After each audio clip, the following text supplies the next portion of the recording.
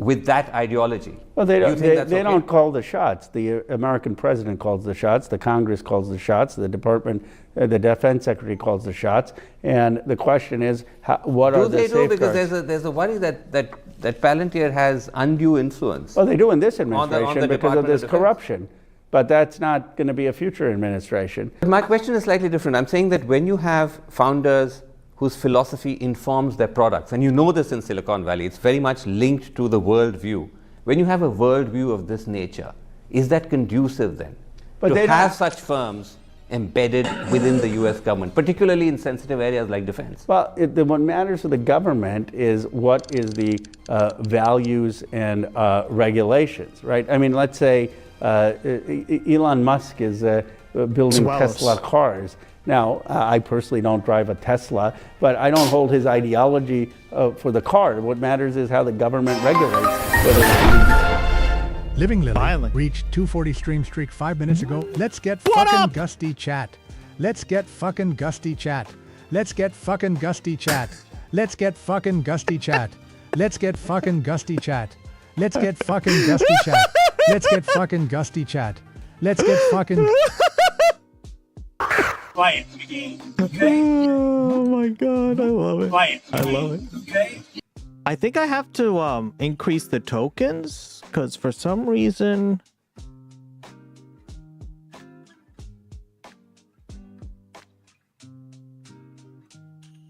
do max tokens. What up? Let's get fucking gusty, chat. Union or not, whether it's safe or not. Because I've noticed it. They shouldn't be able to build social media profiles. They shouldn't be able to target and use undocumented immigrants by collecting data and trying to predict where to show up to arrest them. And overseas, they shouldn't be able to make determinations of killing civilians. You mentioned Elon Musk. I wanted to ask you, you know, I assume many of these CEOs personally, whether it's the Mark Zuckerbergs or the Sundar Pichai, some of whom seem to be bending backwards to stay in Trump's good books. Elon Musk is amplifying white supremacist rhetoric. Have you tried to talk to any of them, to push back, to understand what's going on? Well, Elon's threatened to sue me. I mean, he's very upset because I said that his cuts on U.S. aid could have led to the deaths of millions of people who have without food, without medicine. But I meant before that, when you saw the transition that was going on with him, did you try to engage to understand what was going on? I did, and I think that some of it was opportunism. They saw that Donald Trump was going to win, and they didn't want to be on his wrong side. They don't want Donald Trump targeting their companies. They've not shown courage in a way that ordinary Americans who've been out at rallies and put their bodies on the line to defend undocumented immigrants have. How do you know this, though? Have you spoken to them? Have they said this to you? I mean, not just with the tech leaders, with corporate leaders. Trump has gotten a mafia state where if you're not on his side, then you could face huge repercussions. I mean, that's why Trump is attacking me. Elon is attacking me. Now, I'm in politics. I'm fine speaking truth to power. But most of these business leaders, they don't want to be attacked by Donald Trump or Elon Musk. But isn't that quite craven, Congressman? Because these are people who are billionaires several times over. They have the ability to lawyer up to the hilt. They have vast access to resources. Mm-hmm. Yes, surely they can do more, because especially with the tech leaders, that's worrying for democracy. I've spoken to many of them, and I believe that they have acted cravenly as a collective, business leaders. They need to be standing up with more clarity. But who has not been craven are the American people. Many of them have been out there protesting at rallies, organizing. We're winning in these new generation of leaders, and we're going to win back the House and the Senate and the presidency. That's many ifs, Congressman. But let me actually take you up on that, because as we conclude, let's go back to the start. The US has had an undeniable role, as I mentioned, in shattering confidence in the global order. You keep saying change is coming. We don't know when that's going to happen. Meanwhile, the world is paying a heavy price for America's recklessness.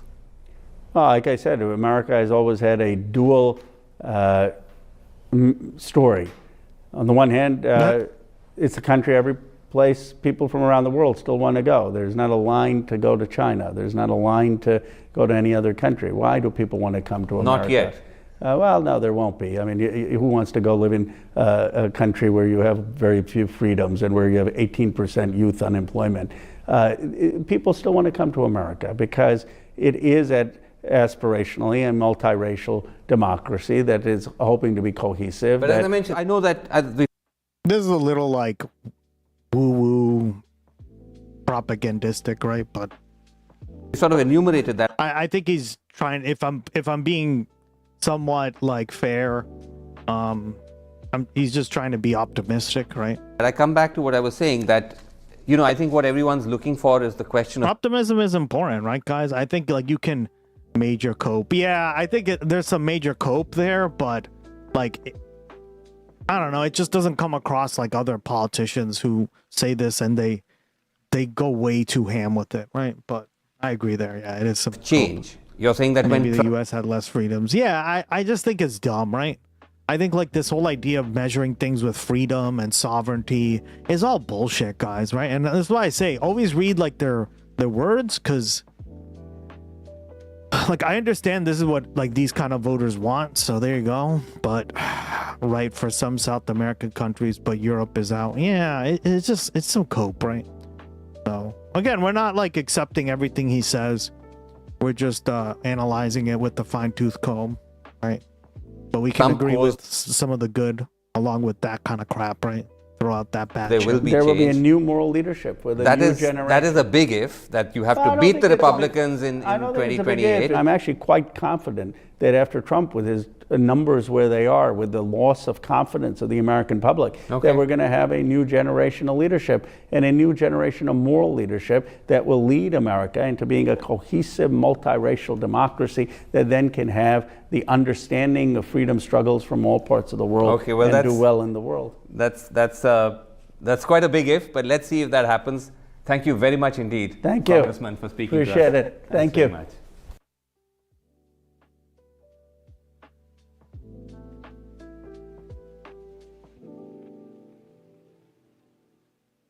Wow. Wow.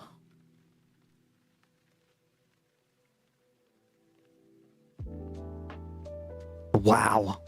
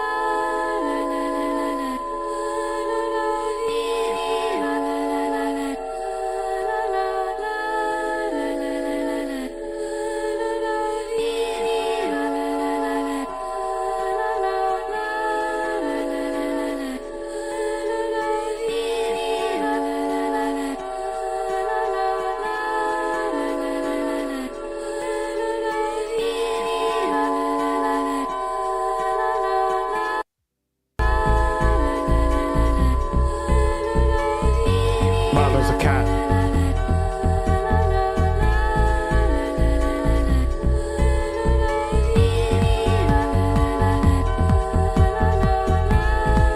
Did you post this in the Discord? I don't want to play too much of it in case it does get copyright struck. Yep, cool. It's dope. I like the beat. So as we get... All right, now we're moving on. We actually were supposed to cover this yesterday, but I fucked up. Might be. We were having too much fun last night. Basically what we were saying before, right? When protesting becomes terrorism, right? And a lot of scholars, political scientists have warned about this, even back in 2003 or whatever the fuck, right? Those books were written that I read in college. This is going to be a problem, and I think Trump just opened the floodgates. Well, I mean, really it was Bush who opened the floodgates, and this is why you should highly be skeptical of this terrorism charge, right? They're pulling this shit on our boy Luigi. What up? Most goated player in Super Smash Brothers. Choose your character. Closer to... I peep some Audi cunt. To the Bushkinder in the rain. What, Australia rains? I thought it was a giant desert, girl. What? Lurk? All right, girl, no worries. Have us on Lurk. God, can you imagine rain in Australia? warned against it. Yeah. What do you think? What do I think? What? Speaking of freedoms, here's P. Keg's breath. Christian minister. Oh yeah, this guy. This asshat. We'll cover that next, sure.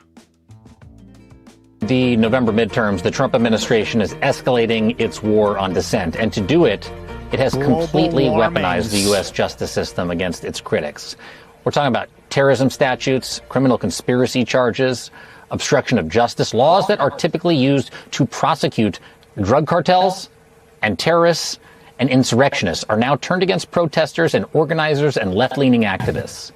These prosecutions have become a little tiny fig leaf for Donald Trump's authoritarian ambitions. If you take away that legal cover, you are left with a dictator wannabe swinging wildly at threats to his power. One of the most egregious of these cases comes from Texas. Daniel Sanchez Estrada is a 39-year-old artist. He is also a father and a longtime teacher's aide at an elementary school. It's always Texanus, am I right? I love that Oxpecker said that. He shits on his own state so much. He did not attend the widely covered July 4th protest outside the Prairieland ICE Detention Center in Alvarado, Texas, where horrifically a police officer was shot and wounded. His wife did attend, and according to court documents, she was arrested that night. She was charged with rioting and material support, but notably, she was not accused of the actual shooting. After her arrest, she called Estrada. She asked him to move a few boxes out of their home that contained political pamphlets and zines. You know, they're like those small booklets or magazines. Mm-hmm. For moving them, federal prosecutors charged Estrada with concealing evidence, portraying the couple as part of what the government called, what was it? A North Texas Antifa cell. A label that, you know, by the way, critics say has no recognized legal meaning at all. None. North Texas has Antifa? What? This is news to me. Antifa. Isn't North Texas like the most conservative part of Texas? It's like the Panhandle, right?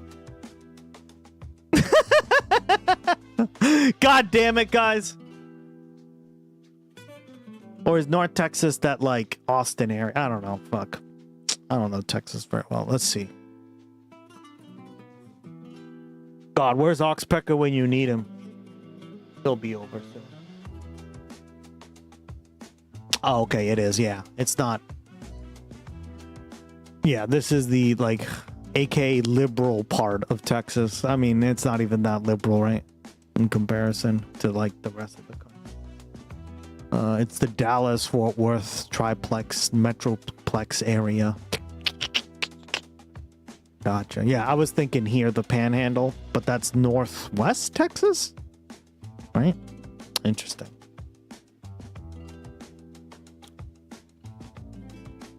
This area. This part is very conservative, I know for a fact. The Panhandle, Amarillo. Totally mispronounced because it's Amarillo, right? But they pronounce it Amarillo, Texas. It literally means yellow in Spanish. Yeller. How dare you be yeller?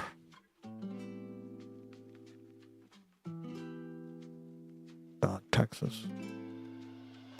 Is a category invented by this administration to frame left-wing activists as a domestic terror network. It is not an actual thing, nor a group, nor an organization. A jury convicted him anyway. And the court's pre-sentencing report recommended 10 to 16 months.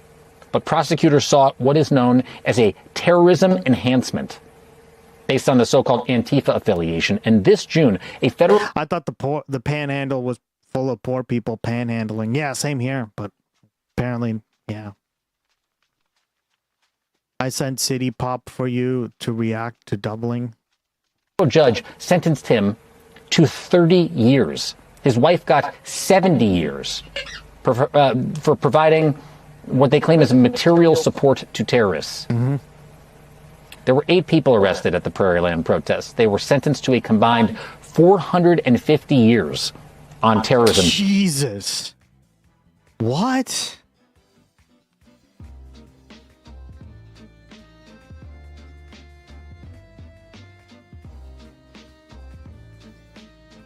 Hey there, Blue. There's Blue. I thought that meant Florida. Yeah. Charge it. No, there's 2 panhandles. Actually, there's a few panhandles. Okay, let me break it down for you.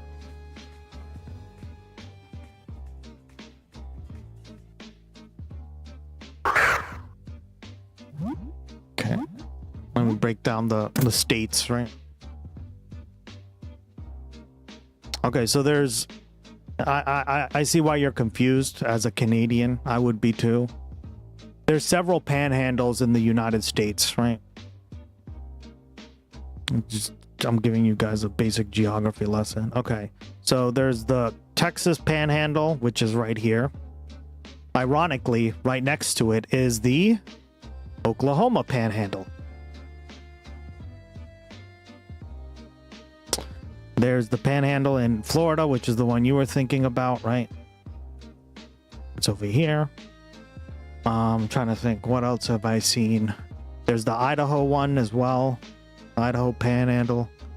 And then technically I've heard Alaska also being this part. The part that you would think belongs to Canada, but it doesn't. Is the Alaskan panhandle. Yep. So those are all the panhandles that because the Upper Peninsula is not a panhandle, it's a peninsula. Cape Cod is not one either because it's literally a cape. I'm trying to think. Is there any other ones? No, I can't think of any. Maybe I'm forgetting, but those are the main panhandles. So there's what? A total of 1, 2, 3, 4 panhandles in the United States. Yeah. So generally speaking, when people say because the East Coast is, they mean the Florida one, but you can also refer to the Texas one or the Oklahoma one, right? The Idaho one, etc., etc. So, yeah. Lesson over. Sports drink help, yeah. Oklahoma actually looks like it could be a panhandle if it was attached to a pan, but Texas is like a box. Yeah, I don't know why they call it that, but that's what they call it. This area is called the Panhandle of Texas, right? And right next to it is the Oklahoma Panhandle, right? Which is this little sliver. Yep. And same with this. Florida has a panhandle, and that's what Blue was talking about, right? And Idaho. And obviously Alaska, right? Alaska has a panhandle as well, so. But you're right. So what is that? 1, 2, 3, 4, yeah. 5. There's 5 panhandles in total.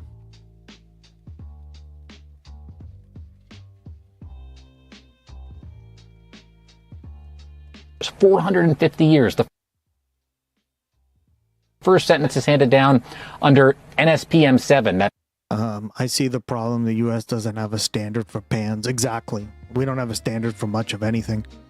Virginia seems panhandly too. It does, but they don't ever describe it like that. At least in all the books I've read, right? I bet we could even look this up, right? I'm just going off of what I've read, and which is a lot of stuff on this stuff, but.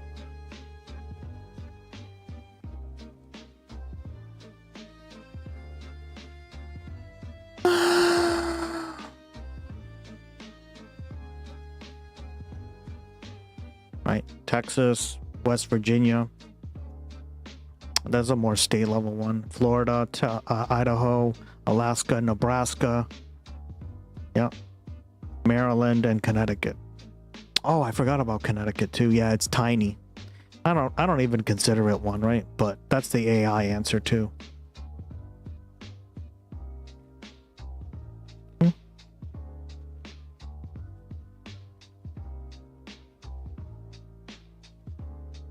Oklahoma, Texas. Those are like the big ones that most people talk about. But I guess like on a more local level, you could go to like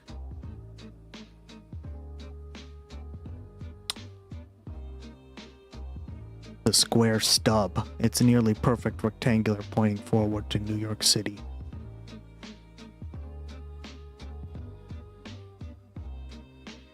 You really don't get this discussed too often too, so interesting stuff, right, guys? But those are like the big ones that you can see from maps and stuff. Trump directive. You remember this? The one issued last September that treats left-wing dissent as domestic terrorism. For comparison, the longest sentence imposed on any January 6th defendant was 22 years. That was against Proud Boys leader Enrique Tarrio on a charge of seditious conspiracy. Got him. Donald Trump, of course, pardoned him on his very first day in office. Counterterrorism experts point out that these sentences targeting protesters exceed even those imposed on many convicted ISIS supporters.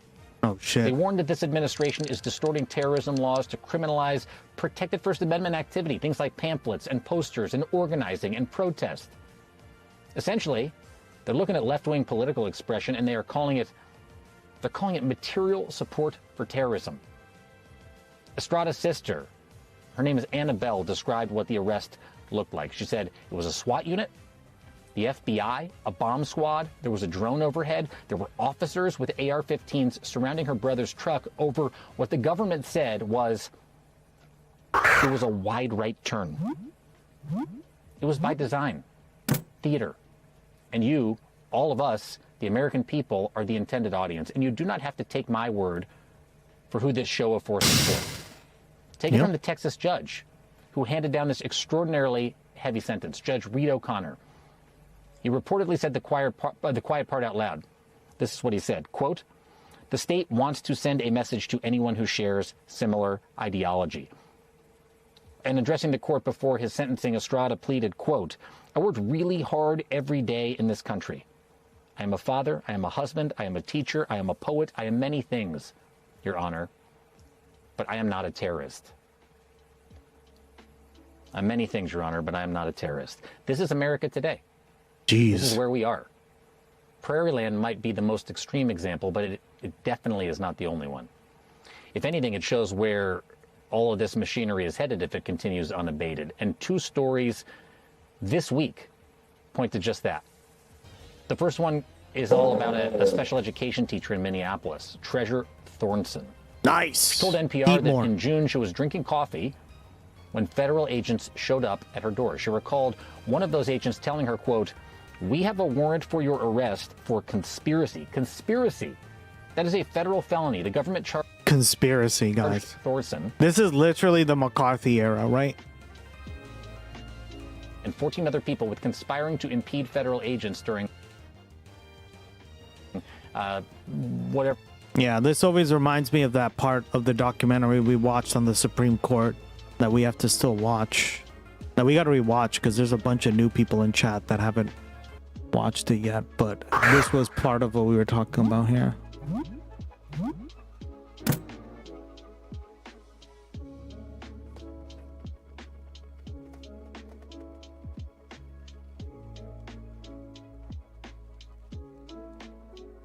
It's history repeating itself. Frankfurter wasn't much judge of character. Hugo We'll Black watch this wasn't part about shifting again. winds or fashions. Where he saw what he thought was a clear limit in the Constitution, no power, not the government's, not even a democratic majority, could overrule that limit. Black's argument is that the Constitution limits the power of government over individual citizens. The limits are defined by the Bill of Rights. From his point of view, his job was to take the literal language of the Constitution and apply it as it was written. In many respects, Black is bringing to his analysis that kind of biblical authority of the importance of the text that he grew up with as a child in Alabama.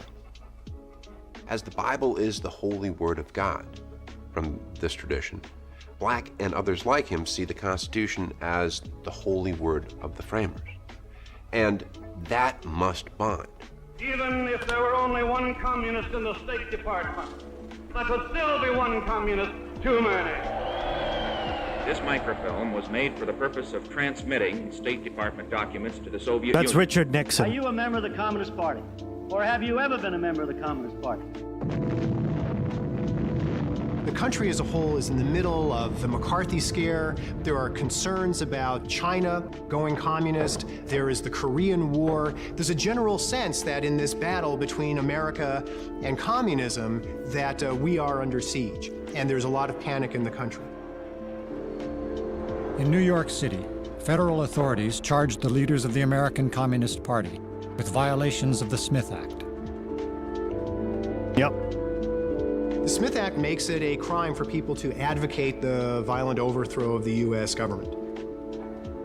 But there was no accusation that they were actually engaged in a conspiracy to actually overthrow the U.S. government. Yep.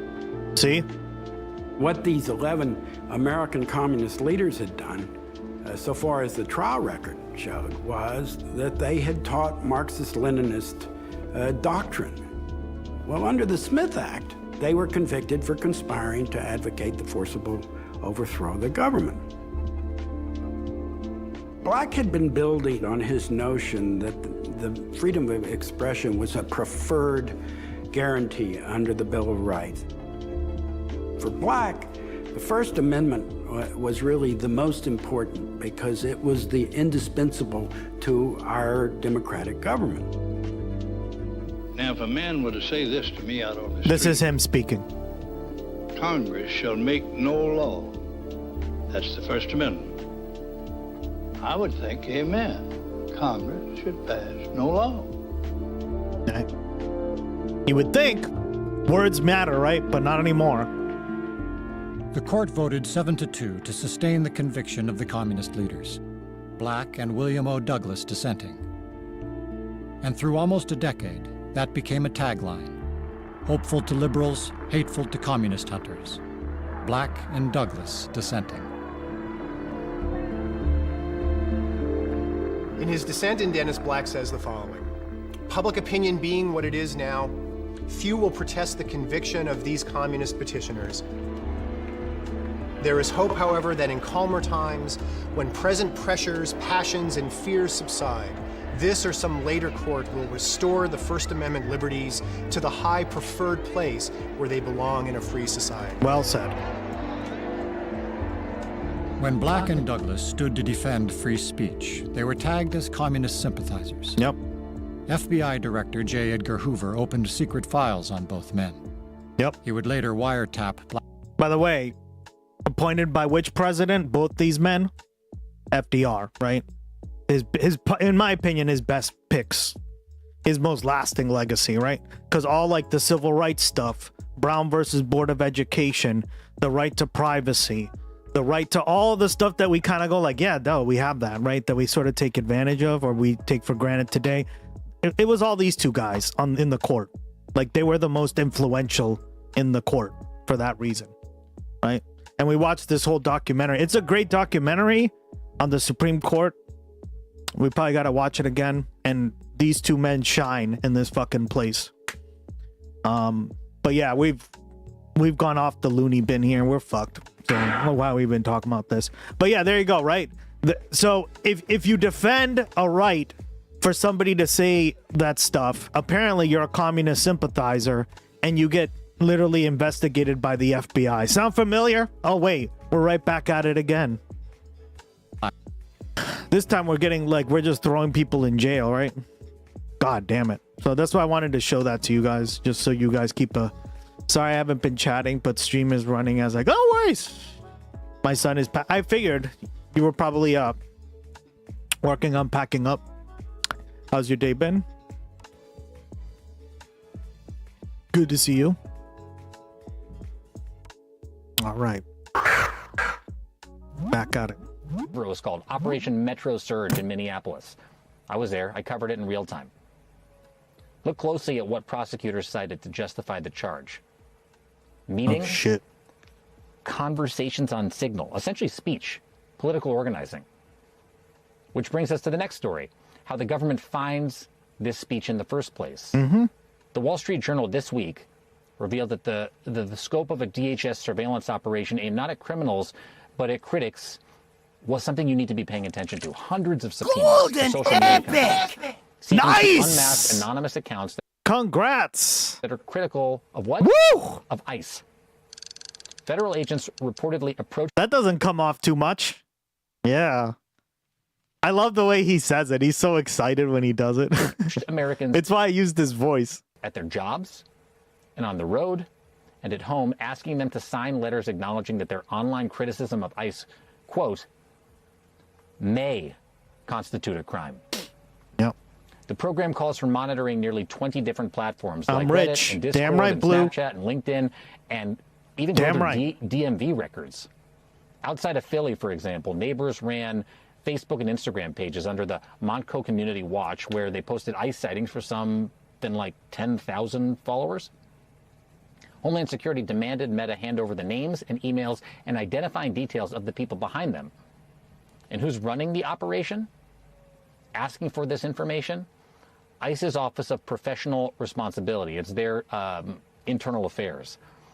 This is an office created to investigate ICE agents accused of wrongdoing, now investigating the critics of ICE. And if that's not bad enough, it doesn't stop there. The FBI is also investigating neighborhood signal groups in Minnesota, the rapid response networks that residents used to warn each other about ICE activity. Kash Patel, the FBI director, confirmed it himself, telling Fox News, quote, "The signal chat group is information we collect from the public." Wow. Remember, you don't have to prosecute every protester. You only have to make the rest of the protesters wonder, am I next? Will this signal chat become evidence? What about this Facebook post, this flyer? Today, a dad in Texas is serving a 30-year prison sentence for moving political pamphlets.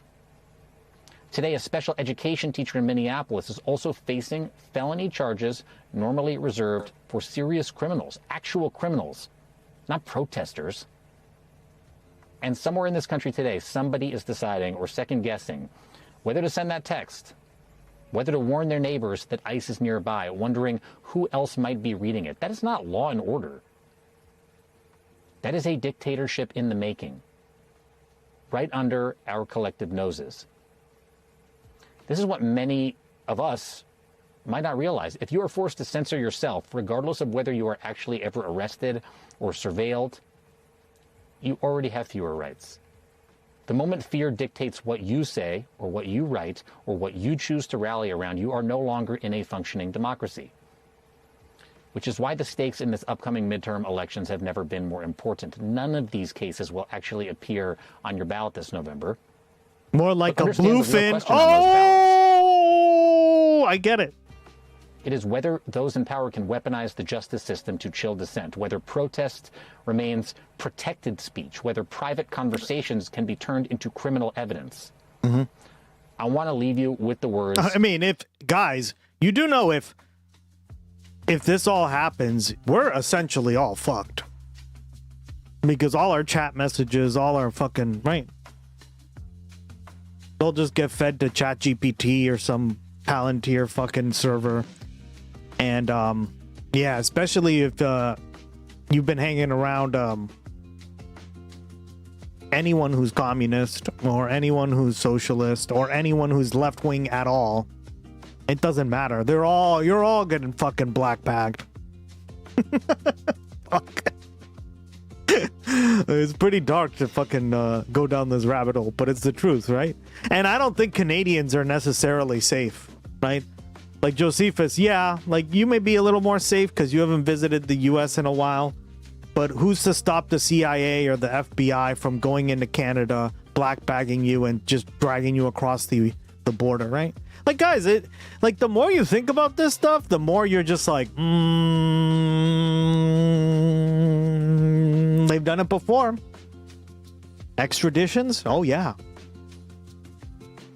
Don't believe me? Look it up. Like, we've gone over a few of these extraordinary rendition situations, right? So tell me again, we are a free country. Yeah, we're not. Like, and that's why I played that thing before, right? The Hugo Black, Bill Douglas Supreme Court. Like, they did the right thing and they got tagged as communist sympathizers, even though they weren't. Right? They were just saying that in a free society, yes, even the commies have a right to free speech because they were not overthrowing the government. They were not doing any violence. They were just teaching.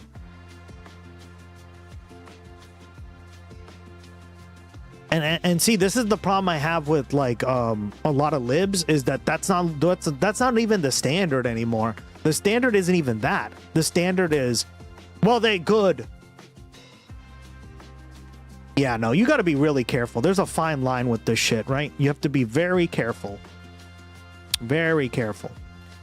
And the minute this becomes authoritarianism like this takes over a country, the idea that we are a free country is a joke, right? Come on, guys. It's a fucking joke. I look forwards to breaking you out. I look forward to meeting some of you in prison camps. Same. Hey, at least we'll get to meet each other in the camps. That's some dark humor. I love it, Ducky. Oh shit, girl.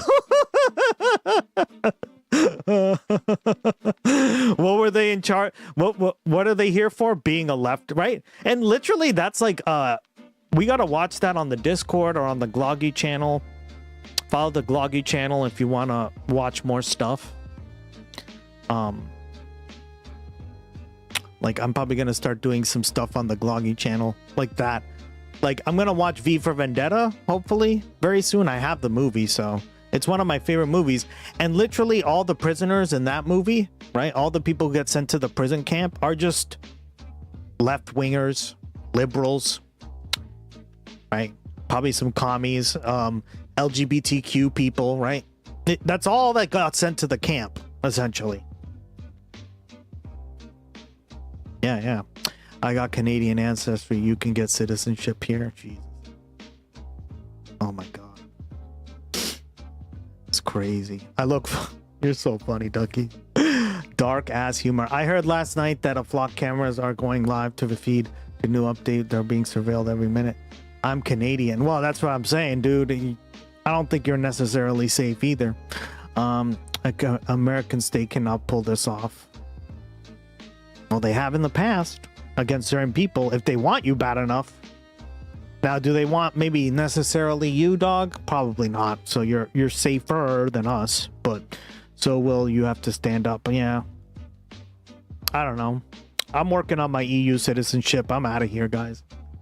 I'm hoping to just keep streaming and then hopefully move somewhere, find a refuge in another part of the world. Oh no, a 1.5 bluefin. I got a TOS back that. Too small. Yeah, got a little baby one. That's a bebe.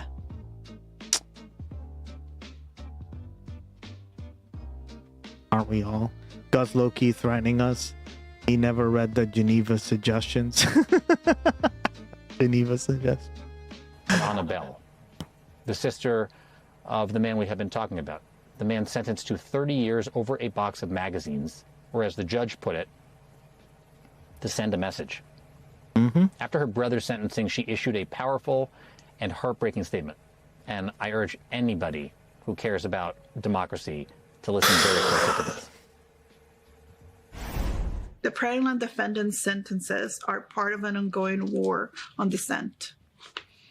The extreme sentences are a punishment intended to scare and discourage those speaking out against systems of oppression. And no, for those who might be thinking it, even after all of this, I do not hate this country. Neither does my brother. But two things can be true at the same time. Damn right. We can love our country, and we can oppose fascism and oppression. Oh, here's the guy who literally got arrested.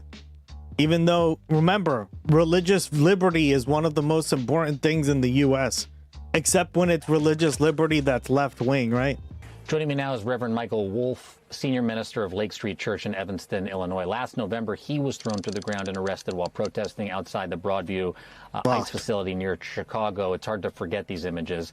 The charges against him were later dropped. Reverend Wolf, it's good to see you. Thanks for being here. Thanks for having me. I stood outside Broadview, too, and I will never forget what the scene was outside of that facility. I want to play a clip of your arrest while protesting against ICE. It was featured in a documentary called Go Forth Media. Go forth. It's just evil what's happening here. It's torture. What they're doing is torture. You're going to brutalize a priest. Is that what's going to happen? I'm a pastor Holy shit. American Baptist churches, and I hired freely exercising my constitutional rights. This is wrong. I'm here because there's torture in that facility. It's a concentration camp, and because my conscience calls me to do it. Facts.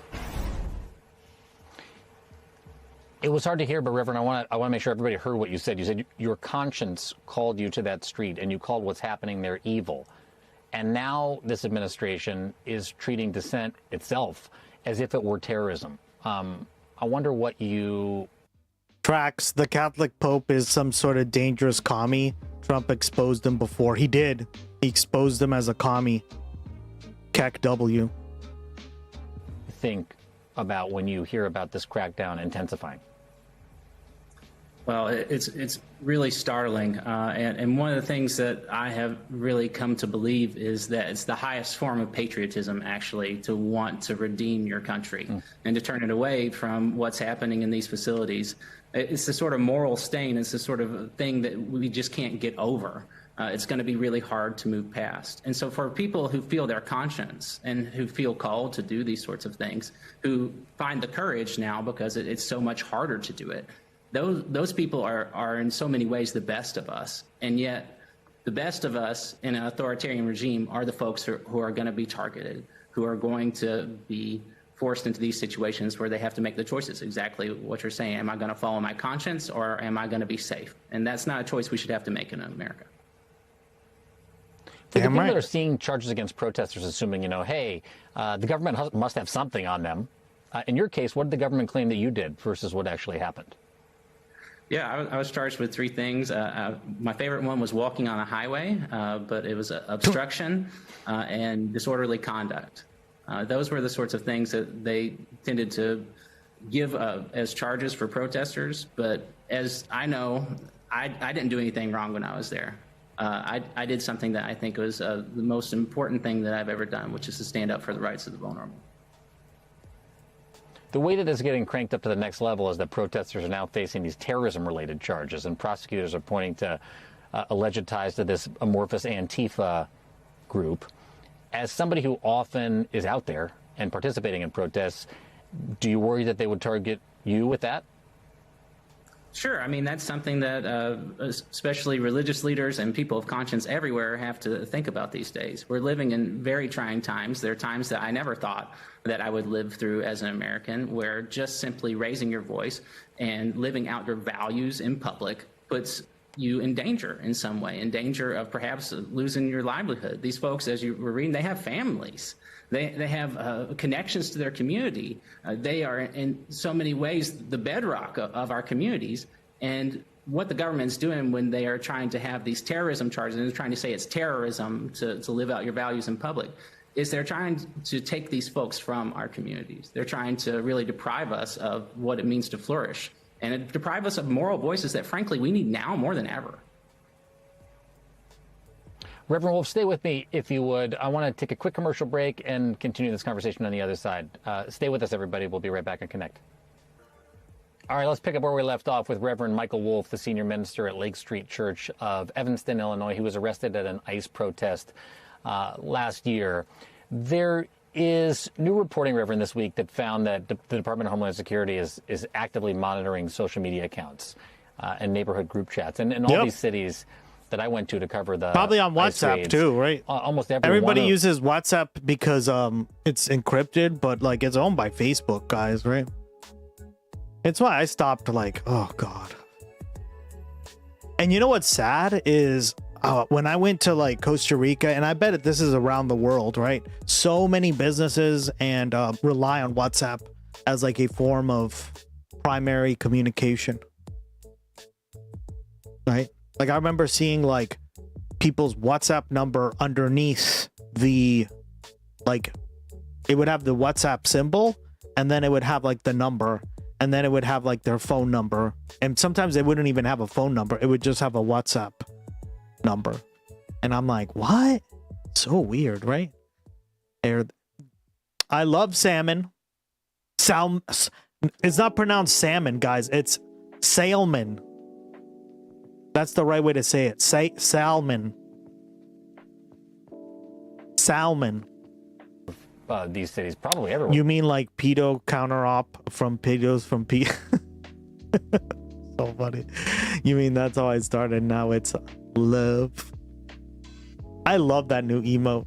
See, this is why you have to also have the artist like be creative, right? I was like, I want an awe emote because you guys do that a lot. So I want Gloggy to do that, and she did. She nailed it, right? I gave her like an idea of it, but she did a good job. Where I was actually Salman Rushdie. Damn right. How's it pronounced Salman Rushdie, but not Salmon? Gotcha.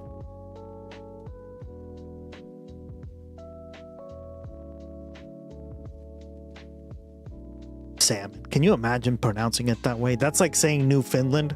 Could never be me, guys. That place in Canada would never, could never. Utilizes these tools to keep their eyes on. Yeah.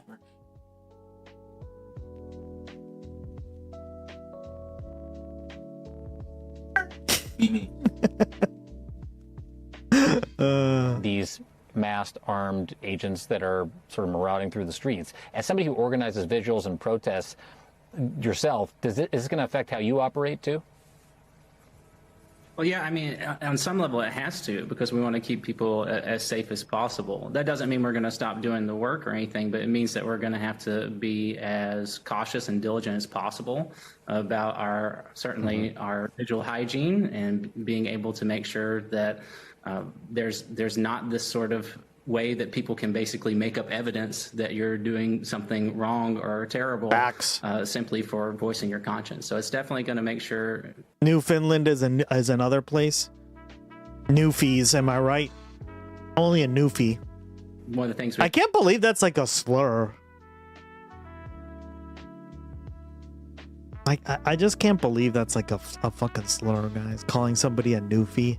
Have to do is make sure that people I actually just offer my service marriages as human rights have access to as much security as they can when they participate in these actions, for sure. The way I see it is that the point of this kind of surveillance. Why is everyone on the screen not an octogenarian? They have no power, cash, Valhalla cash.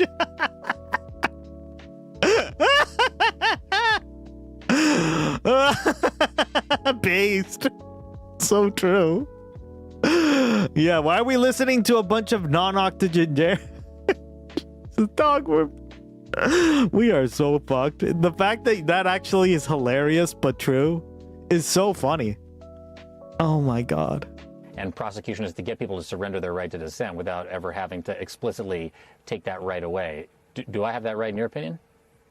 Yes, I think that's absolutely true. I think that it's just to chill folks from being able to go out and raise their voices and live in accordance with their values. It's to try to make people think, is it really worth it for me to be out there? And what if the risks and the costs are just too much for even voicing what God might be leading me to do when I think about my case? And when I think about the case of a lot of people of faith and people of conscience everywhere, we're supposed to be living our best selves. We're supposed to be living in accordance with our values. And this is trying to make it so that you have to pick between, are you going to be safe, or are you going to live in accordance with those values? And that shouldn't be a choice that we have to make in America. But there is a choice, and I wonder what worries you more. What happens if people keep protesting and challenging the administration, or what happens to the country if people do nothing ultimately? I think it's more dangerous to do nothing. I think that what people can do to you if you already surrender your rights, if you already say, hey, you know what, I'm not going to live in accordance with I know what is right. I'm not going to make those moral judgments. Instead, I'm going to sit back.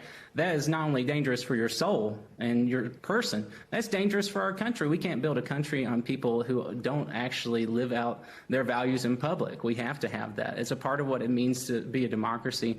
And as a person of faith and somebody who advises people on what choice to make, the choice I want people to make is to be courageous as possible. Not everyone has to do the big, the bold, the risky, but there's something for all of us to do. There's some way for us to engage in redeeming this country and moving us towards a better and brighter future. Before the break, we heard about what one of the sister one of the Prairieland defendants had to say, that she can love this country and oppose fascism at the same time. I found that, I just found her speaking out to be so hopeful. I wonder what's giving you hope at the moment. What's giving me hope is the folks who are fighting for a new day. I don't think that this is let up at all. If you look at the tensions, they're at an all-time high. If you look, ICE is trying to expand different detention centers. They're announcing new detention centers all the time. There's this real attempt to change the character and nature of this country, and people are fighting back, and they're fighting back from the deepest wells of their conscience. And that, to me, that's people of faith, that's everywhere. There's diverse ways that this comes into being, but for me, that gives me so much hope, because it means that we can have a future if people are willing to make that calculus and say, you know what, it's more important for me to speak up than it is to be safe.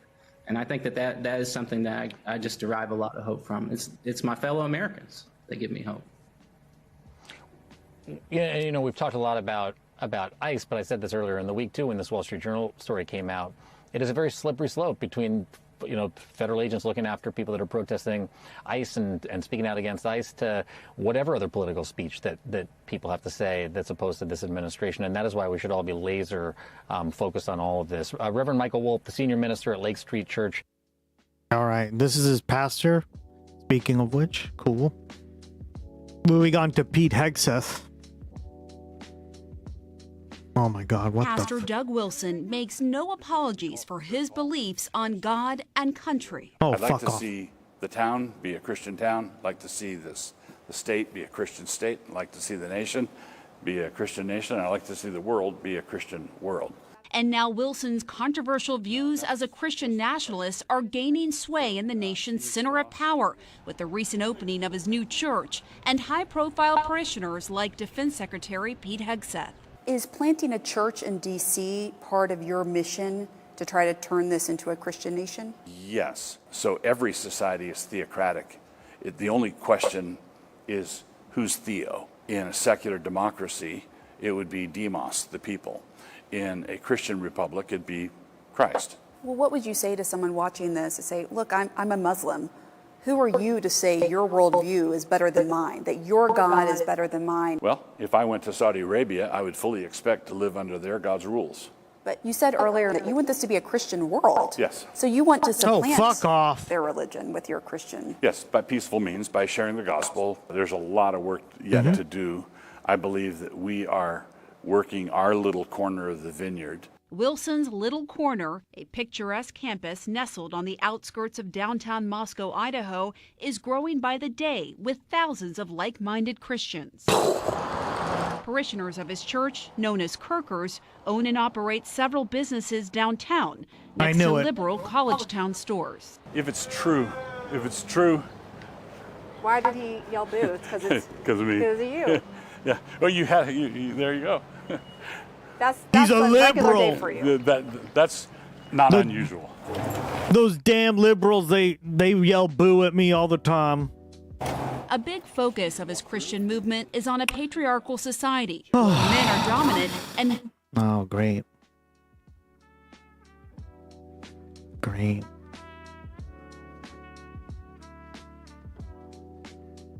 Women, get in your role. God! Women are expected to submit to their husbands. Women are the kind of people that people come out of. So you just...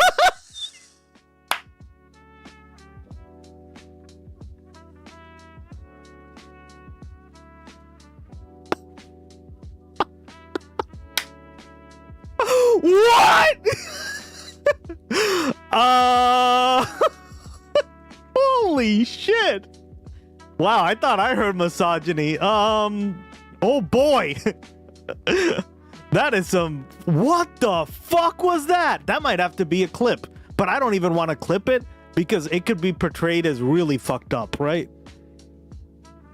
Women are literally just the uterus and a vagina. Literally what he just said. Literally what he just said, chat. You heard it. We gotta replay it. What the fuck? Even her, did you see her response? She was like, holy fucking shit. Oh my God. Yeah, he's trying to piss you off on purpose, clearly. Where men are dominant and women are expected to submit to their husbands. Women are the kind of people that people come out of. So you just think they're meant to have babies? That's Well, it. They're just a vessel. No, it doesn't take any talent to simply reproduce biologically. The wife and mother, who is the chief executive of the home, is entrusted with... Wow.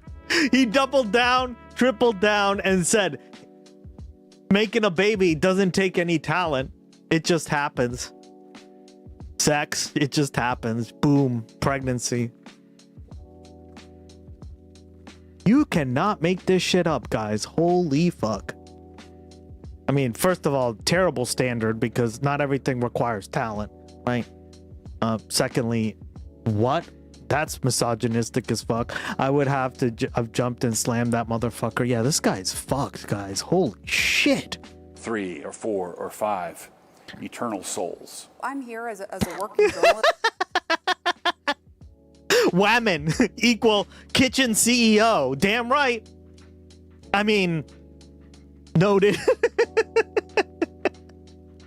Jesus. You could, guys, you couldn't. And like, he's genuine, right? Like, this is genuine.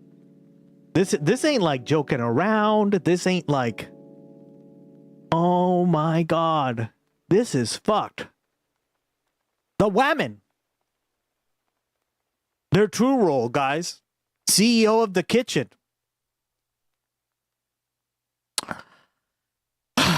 Listen, I'm a mom of 3. Good for you. Is that an issue No. for you? No, it's not automatically an issue. So Anne Hathaway has a movie coming out where she plays an influencer and to talk about being that kind of submissive mom and Christian woman. I forget what that stands for. Archetype. And she goes to bed one night and wakes up in the 1880s and actually has to do shit she talks about. I'm really interested to see it.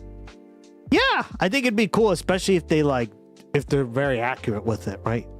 Which I'm sure they will be, but that sounds like an interesting concept. There was another really good movie that I watched. It was like a romantic drama with, what's her name again? Taylor Lively? Blake Lively? She's married to that Canadian guy. God, can you imagine that? Could never be me.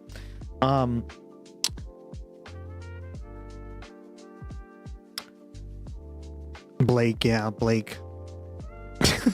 I love how I just say this stuff and you guys know I'm fucking joking. The picture of her, Your Old Times. Yeah, that was I really liked that movie. What was it called? It was like it was a great movie because like she gets into an accident or something and she basically lives forever because of it. And like 100 years later or whatever the fuck, she looks exactly the same because she can't age. And like the way she talks is like of like somebody from the 1930s. It's just like such an interesting movie. Like, I don't know. I thought it was and they obviously like fall in love and stuff, but like she doesn't want to get too close to him because she's afraid like the FBI and the CIA are going to dissect her. Right. Which, I mean, is kind of true. They would dissect someone like that, right? I don't have time for that shit. Gotcha. I've heard amazing things, though. Yeah, no, I get it. I watched it when it was COVID. I don't really have time for movies anymore, unless it's like with you guys streaming them or whatever, but... Yeah, it's a good movie. I liked it. It was like The Life of Blake. I forget what was it called, but what the movie was called. But it was pretty good in that regard. Good for you. Is that an issue for you? No, it's not automatically an issue. Josh and Amy Prince, along with their 4 kids, moved here from Washington State. Do you see Amy as your equal? Yes and no. In the sense that we're both saved by grace, we're absolutely on equal footing. But we have very different purposes, God-given. But do you see yourself as the head of the household, as the man? He is the head of our household. Yes, and I do submit to him. So like moving here I was just was gonna say that. ultimately your decision. Yes, That's a great great example. example. Wilson says in his vision of a Christian society, women as individuals shouldn't be able to vote. His fellow pastors Jared Longshore and Toby Sumter agree. In my ideal society, we would vote as households. And I would ordinarily be the one that would cast the vote, but I would cast the vote having discussed it with my household. But what if there's your wife doesn't want to vote for the same? Well, you disregard the women. God damn it. God damn it. Jesus. What the fuck? I mean, they're irrational anyway, right, guys? That's literally what he just said. This is amazing. Thank you so much for sending me this. Like, the levels of misogyny in this are terrible, right? They're comical, but you know they're not joking, right? They really aren't, guys. 100% deadpan, right? Without it being dead. Or sorry, pan. People want to know why marriage rates are down. This is right here. Exactly. Well said, right? I'm gonna vote as a family. Fuck whatever you have to say, girl. You gotta get schmucked. What up, Oxpecker? Mocked around. Weaving. How you doing, buddy? Welcome back. Person as you. Right. Well, then that's a great opportunity for a good discussion.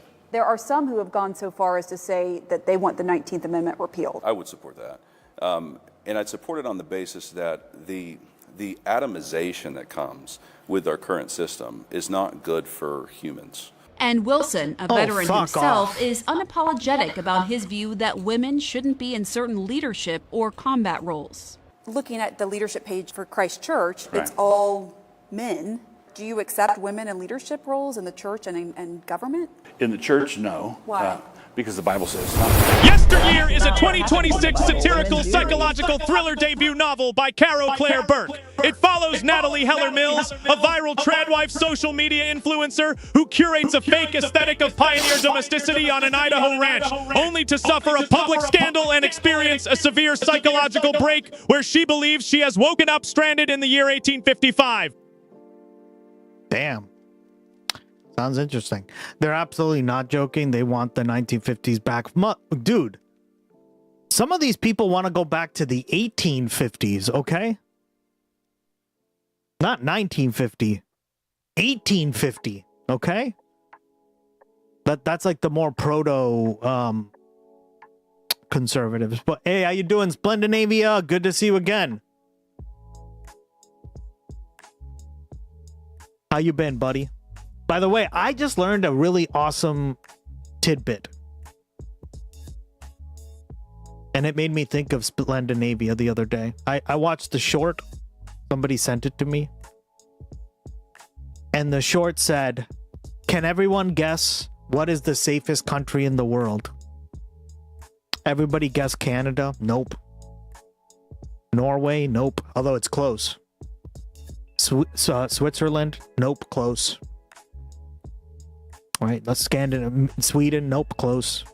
Denmark? Close. Finland? Close. Right? Nope. Put it in chat. We already know. All good. Appreciate the enthusiasm. I'm disabled single woman. I guess I should just die, huh? Yeah, basically. That's what they're saying. 1885 is when America was great. Literally, that's what the proto conservatives say. Some of these people want Caesar's legion in real life. Yeah, they want to go back to the Roman Empire, right? I'll take the horses and that's it. Yeah. Canada? Nope. It's Iceland, baby. Damn right. Round of applause for Splendinavia. And that immediately made me think of him because his mom was a corrections. She worked with convicted criminals.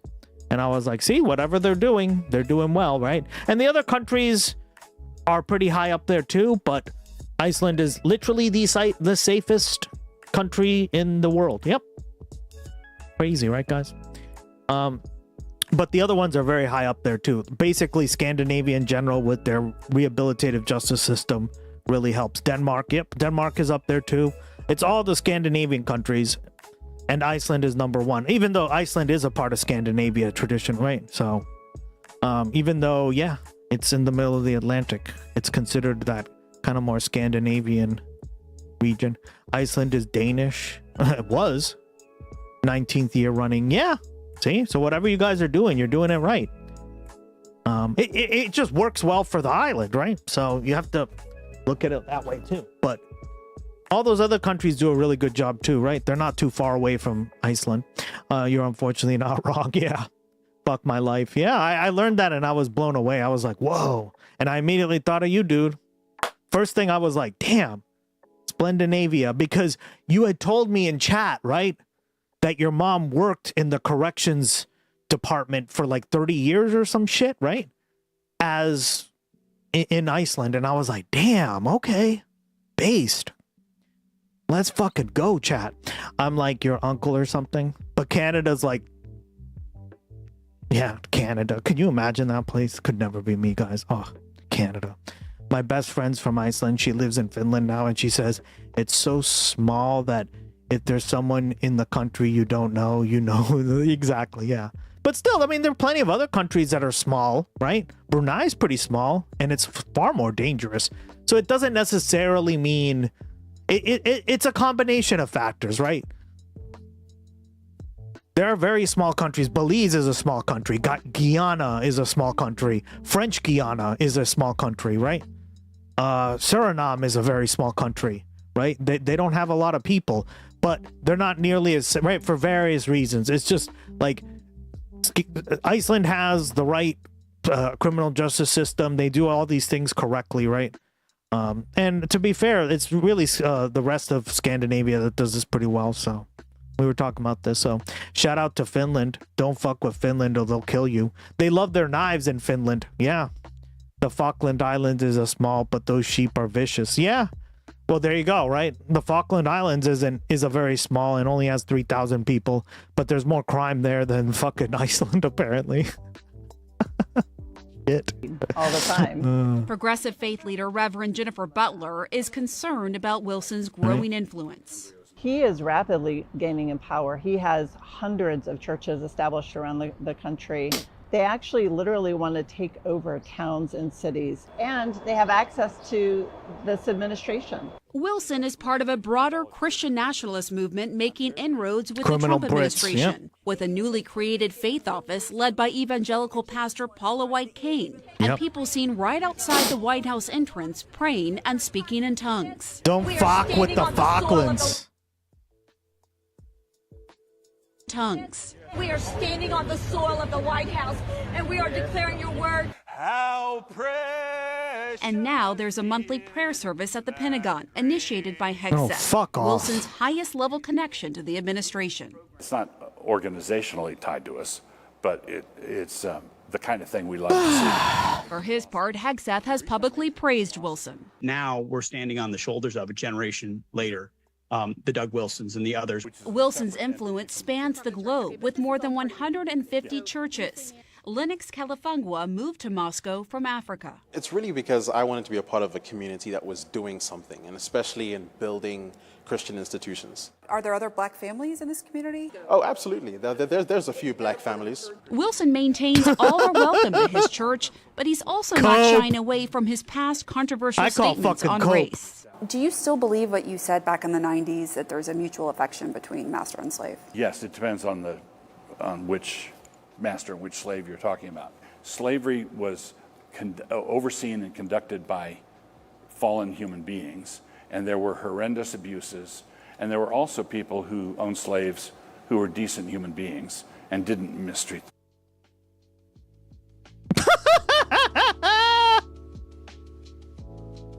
Wow, bruh. We need that fucking bruh.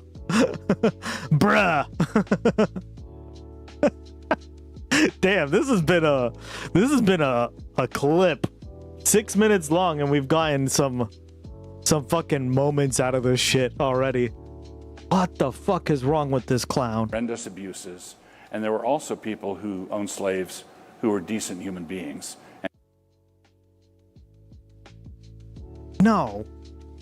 Right? John Adams put it really eloquently, right? Again, I don't like sucking off the founding fathers or any of this shit because I think all these men are men of their time, right? But we did read like a quote from him and I was like, wow, even back then Massachusetts was pretty based. Look at this.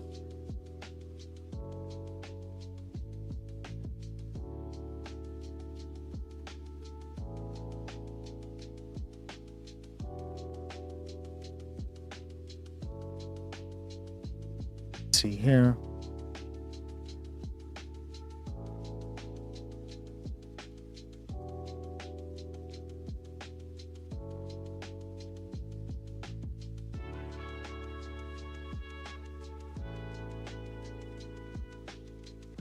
Look at this. Like, this is, I have throughout my whole life held the practice of slavery in such abhorrence, right?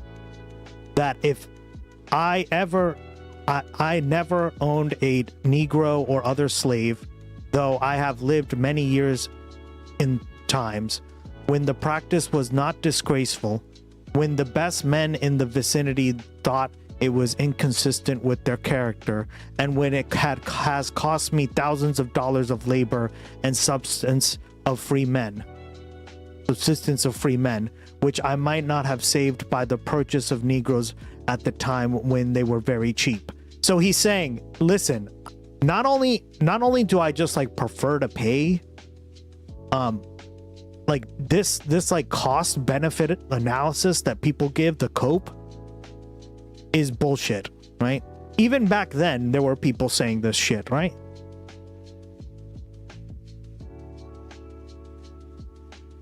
Because like that was an argument for slavery. So like this guy's saying they were good, so like why weren't they treated like there were good slave owners? It's like, excuse me, motherfucker? No, right? Because you're still, even if you like hand that off, right, which is the bullshit term, like the idea that they're enslaved is wrong. You're literally extracting wealth from them, right? And even fucking John Adams is pointing this out, right? Back in like that time period, which is insane, right? Absolutely fucking insane, guys. And didn't mistreat them. I think that system of like the goalpost is moving, right? This is goalpost moving. That's why I want to make that clear, right? Because even back then, people were like, I don't care that it's cost me thousands and thousands of dollars, which probably means millions, right? In today's money. Because back then, thousands of dollars was like millions today. So he's saying, even though I have paid millions of dollars more, because he was rich, right? I don't care because I don't like the idea of it, right?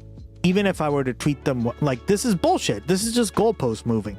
So just keep that in the back of your head, right? That's why I bring it up.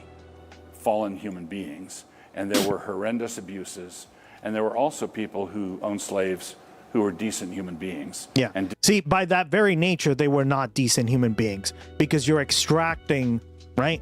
Even if you were to say like, hey, they never like hit them or did anything like that, that still doesn't mean anything, dude. You're trying to whitewash history, right? It's bullshit. Didn't mistreat them. I think that system of chattel slavery was an unbiblical system, and I'm grateful it's gone. What he also really, because the side that supported it the most, right, was saying that it was biblical. They did a lot of cope to say that slavery is actually good, guys, right? They said that. They said, no, it's actually something God protects, right? Meanwhile, you have people like John Adams and, right, even at the time, saying like, no, it's always fucked up, no matter how you do it.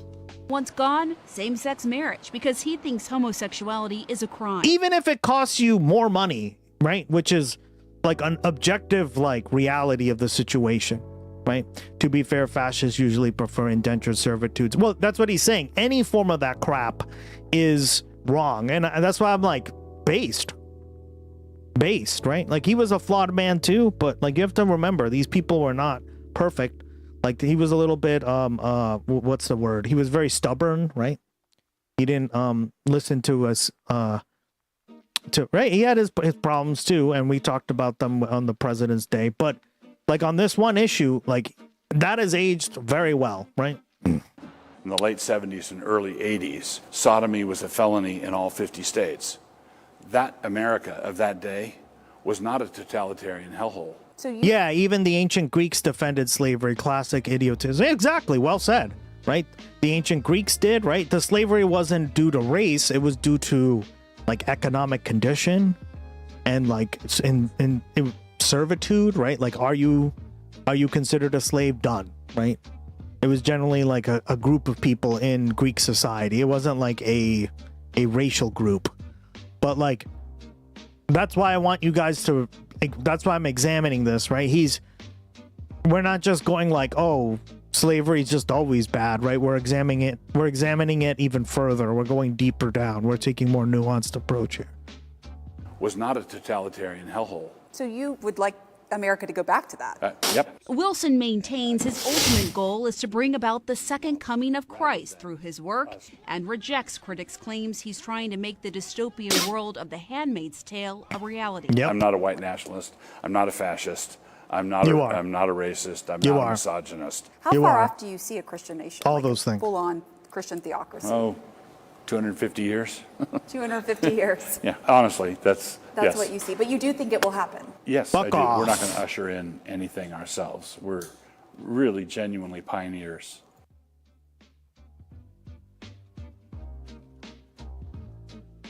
That's what I say to this fucker. Yeah, that pissed me off. But it got, man, those were some moments, right, guys? Holy shit. You cannot make this shit up.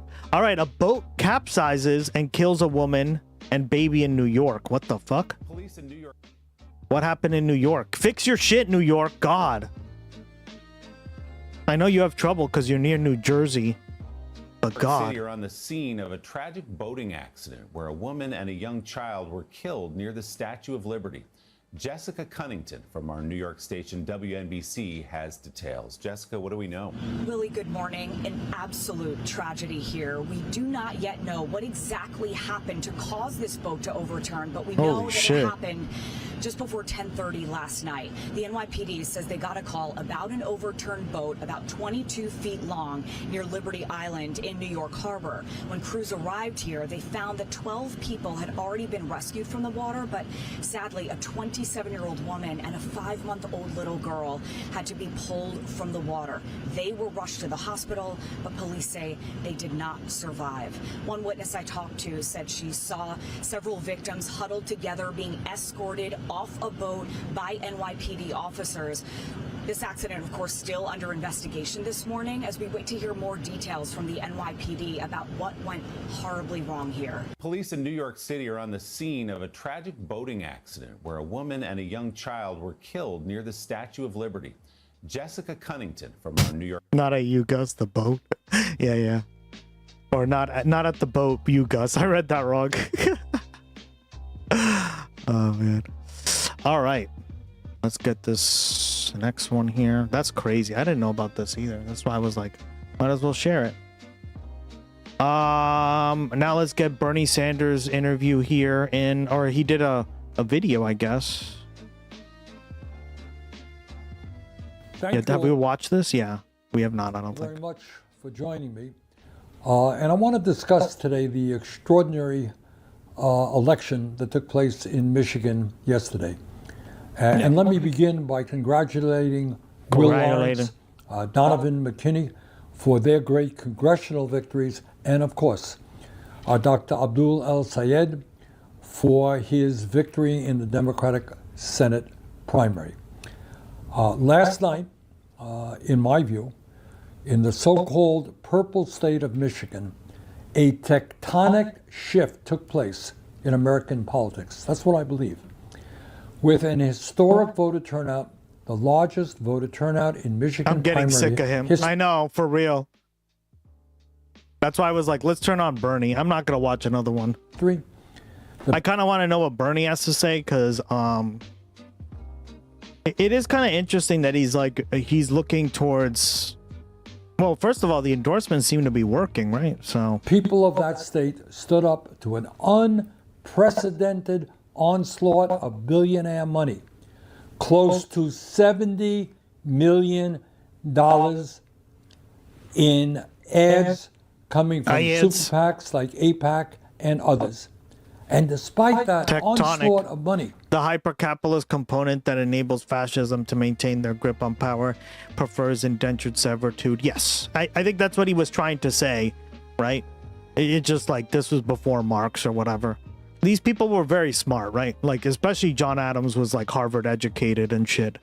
So, but the religious right is willing to call it whatever their priest allows them to call it. Yeah, well said, right? Well, you kind of have to extrapolate it, but I really like that take, because he's basically saying like, I get fucked over, right, by not taking in slaves, but I don't give a fuck because I'm trying to, like, this isn't about like economics. This is about what's right, essentially, is what he said, right? Translating it to more like current day events. They voted for. And even people back then, my whole point with that was, even people back then were like, no, you're just coping. You're coping, you're seething, you just want to use these people for free labor.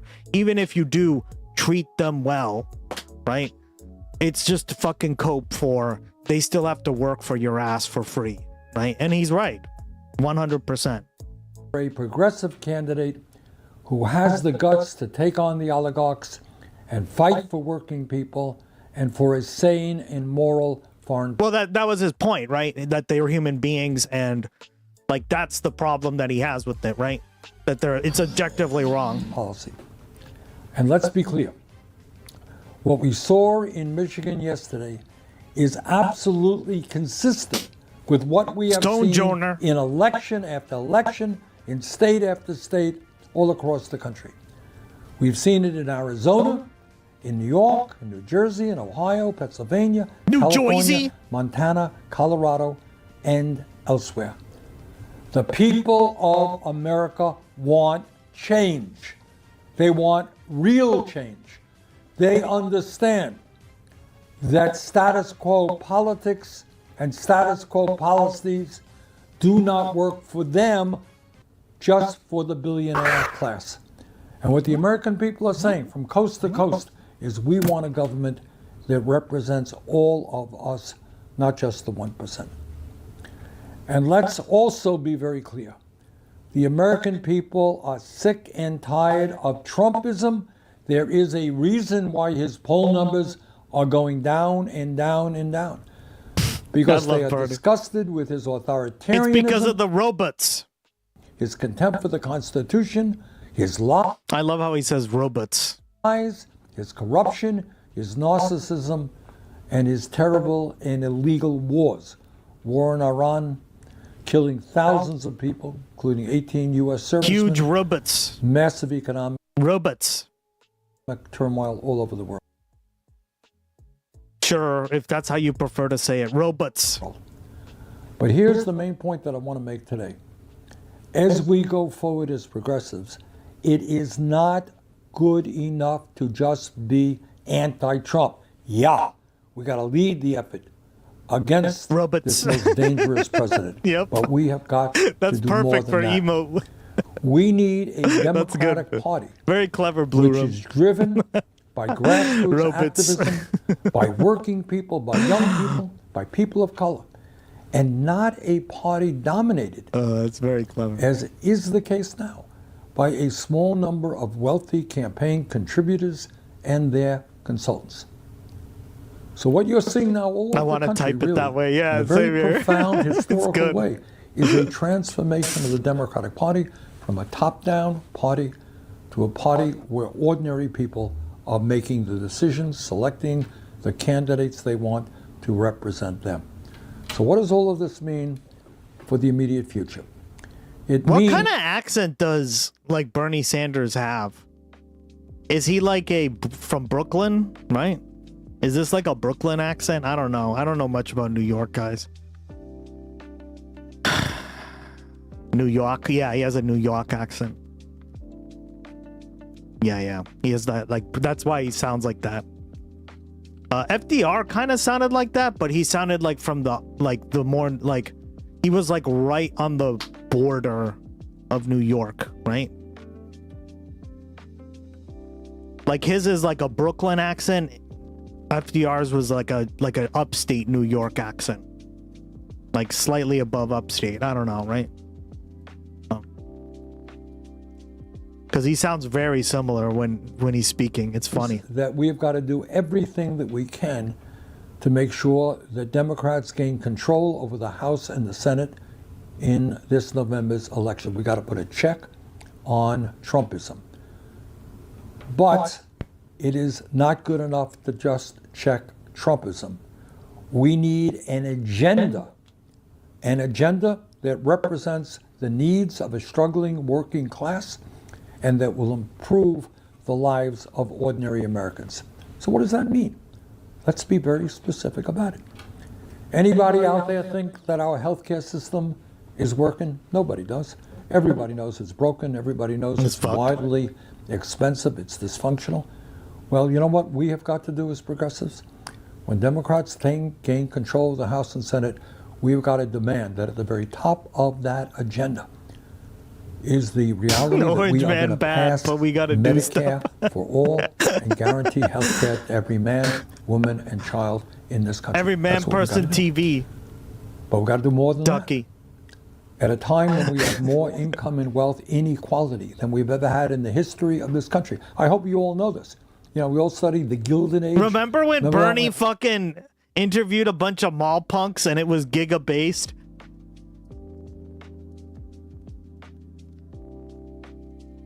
Loved it. In high school and in college, Rockefeller and Carnegie and Jay Gould and all those zillionaires, you know, Bernie the Goat. What you got right now even back then is far more unequal and extreme than existed during the Gilded Age. So what do? We got to tackle that income and wealth inequality, the power that the 1% have by demanding, among other things, that billionaires and large corporations start paying their fair share of taxes. We're the richest country in the history of the world, but that doesn't mean anything if you got one guy, Mr. Musk, who owns more wealth than the bottom half of American households. All right? And then when we go forward and we pass legislation, we got to understand there are millions of people out there, maybe you, working for starvation wages.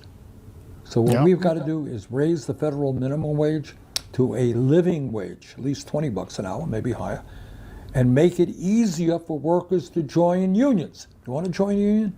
You have the constitutional right, and your boss. Yeah, this should be protected under like the Constitution. And to be fair, like they have tried to do this, and every time it's failed because fuck. I love that emote. Oh, wait. Because they were anarchists, right? And Joker is an anarchist. At least in the Dark Knight, right? Me. Yeah. Federation Gloggy. What up? Can't stop you. What else do we have to do? Well, just among other things, we got to end endless. I always wondered why they never salute in Star Trek, and I figured out why, guys. And I kind of agree with it now, even though I just kind of like did it, right? It's because it's too militaristic. They were like, no. We can't be doing that. Starfleet is not a militaristic organization. Yeah, it is a peaceful exploration mission, exploration force that also doubles as a defense force when activated, right? So, yeah, that makes sense. Never forget, please. But they do the stand attention thing, right? Which is very, like, yeah. When I was a kid. What I want to do to the Gloggy emote is I want to make it more like him puffing his chest out. That'd make it more like saluting, but not saluting. Because if he does salute, then that's kind of going against like the whole idea of it, right? Because I do kind of see their point, right? It is a little too militaristic, a little too warlike, right? The struggle was against the Vietnam War, which killed 59,000 Americans in the war, and more when they came back home, sleeping out on the streets of this country. All right? That war was based on a lie. Based on a lie. Hell yeah. The war in Iraq, which I voted against when I was in Congress, based on a lie. The war in Iran, that Iran is going to have a nuclear weapon tomorrow and they're going to attack the United States, based on a lie. So we've got to stop endless wars. We have to stop excessive military spending, and we have to stop funding the extremist government of Israel, which has committed genocidal actions against the Palestinian people. We've got to stop that. We're going to start investing in our people, in housing, in education, in healthcare. What else does it mean? Our people's. It means that we need an agenda which creates millions of God, what a good-paying fascist. union Our jobs people's? by transforming our energy system away from fossil fuel. Sounds like he's talking about whiteys. I don't have to explain to anybody. You're all reading about it, the heat waves existing in Europe, here in the United States, the drought, the forest fires. Guess what? The media may not talk about it. That's called climate change. And that's exactly what the climate scientists have been telling us is going to be happening. I want this country, and I think you want this country, not to do what Trump does, which is think that climate change is a hoax while the oil companies make billions. We want He literally was raging against their profit margins, right? We saw that. Like, we gotta fucking play that again because it was hilarious. I was like, what? He was mad that they were making tons of money. What? What?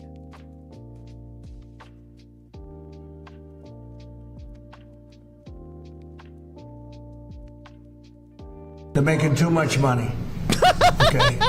Based on a shortage, they're making too much money. I don't like it. And I should be the last one to say, because I'm a big free enterprise guy, nobody bigger.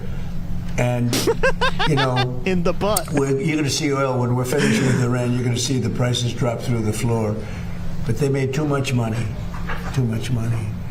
Chevron, too much money. ExxonMobil, too much money.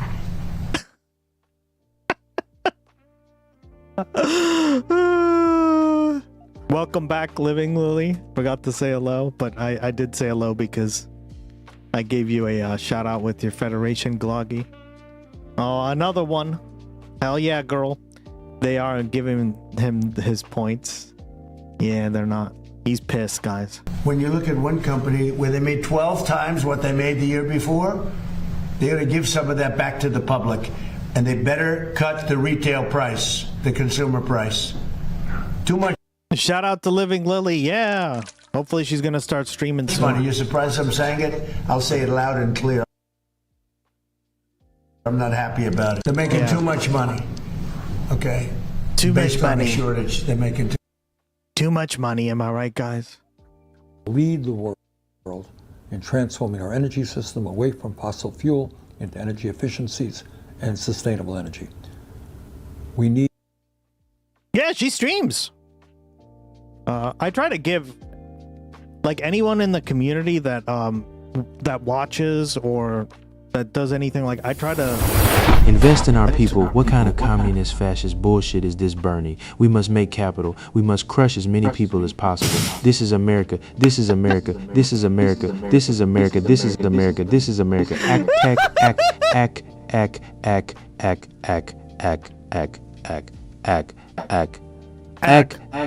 Act. Made too much money, too much money. We.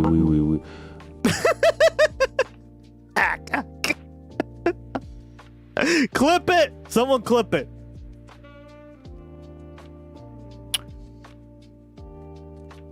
Clip it and ship it, guys. Thank you. One of you guys are gonna clip it first. I wish we could clip it where, like, it would go through your account, but unfortunately the way Twitch is set up, it doesn't allow you to do clip, ! Clip, and then have your account tied to it.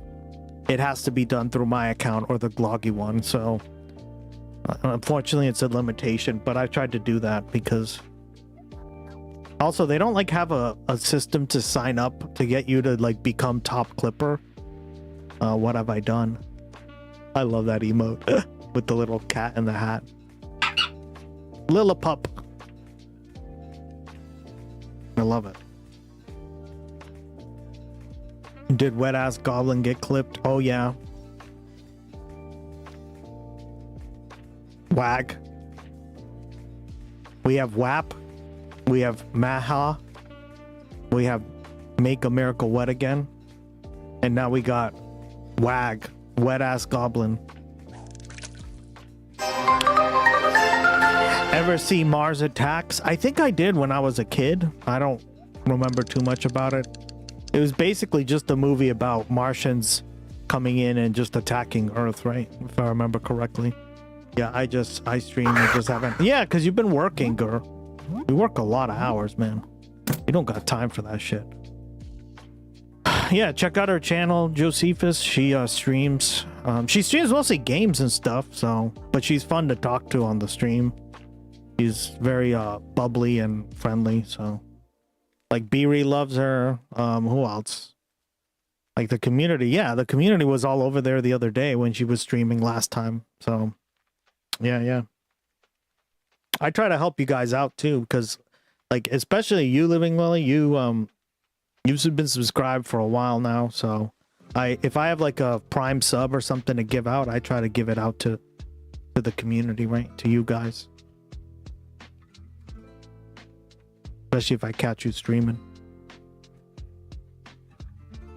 But yeah, Prime is becoming way too expensive. I can't afford that crap either. This shit. Oh wait, this weekend I found more of a balance, so I'm starting. I'm excited to start again. Yeah, good for you, girl. Yeah, go check her stream out. It's gonna be different, right? She's not gonna talk. But what I like about you is like you aren't talking about politics because God damn it, everybody's doing it, right? Like you understand that like that's not your forte, right? Not everyone can talk about politics. God damn it. But you still like talk about like social work and stuff, and like you have like some like political discussions, but the stream isn't about that, right? I think like we have to be serious about this stuff too, right? We have to be honest that like not everything can be, yeah, right? And you're just being humble about it, which I like. We need more humble people. We don't need fucking arrogant pricks who think they know everything about a subject when they didn't even like study it. We are chill about talking. Yeah, social issues and stuff. That's what I mean. Like on dating and stuff. Yeah, like you were just like, it was way more chill. And I was totally fine with that because you were also playing a game or whatever. But the chat was engaging, right? Because it was basically us in chat. Like we just colonized your chat. And you had a few chatters of your own who were fun. So really not keeping well-mined algorithms have individual caterers. Yeah. Yeah, everybody, like, I remember it was Kid, I think, who told me, right? Kid is full. I was like, dog, you're full of shit. Twitch does have an algorithm. Because if you watch me for like 1,000 hours or whatever the fuck, right? And then you watch somebody else watches me as well, that person's going to be suggested all the stuff that you watch as well, right? And that's how I've noticed that the algorithm, there is definitely an algorithm. He told me there wasn't, and I was like, that's full of shit, dog. There certainly is an algorithm, and rating helps, but it's not the only thing, right? Rating isn't the end-all be-all. My wife wants me to actively talk less about politics. I'm ignorant prick for sure. Yeah. To build millions of units of affordable housing, so the 20 million households in this country are not spending half.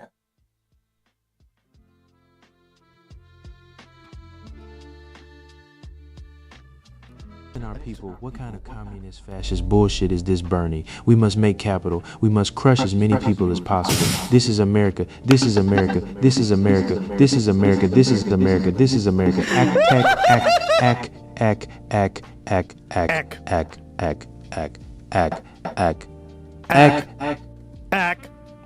Made too much money, too much money. Too funny. Hilarious. Thank you, Rigel. And thank you, Living Lily, for clipping. Yeah, it's a different stream, right? Just go over there and chill.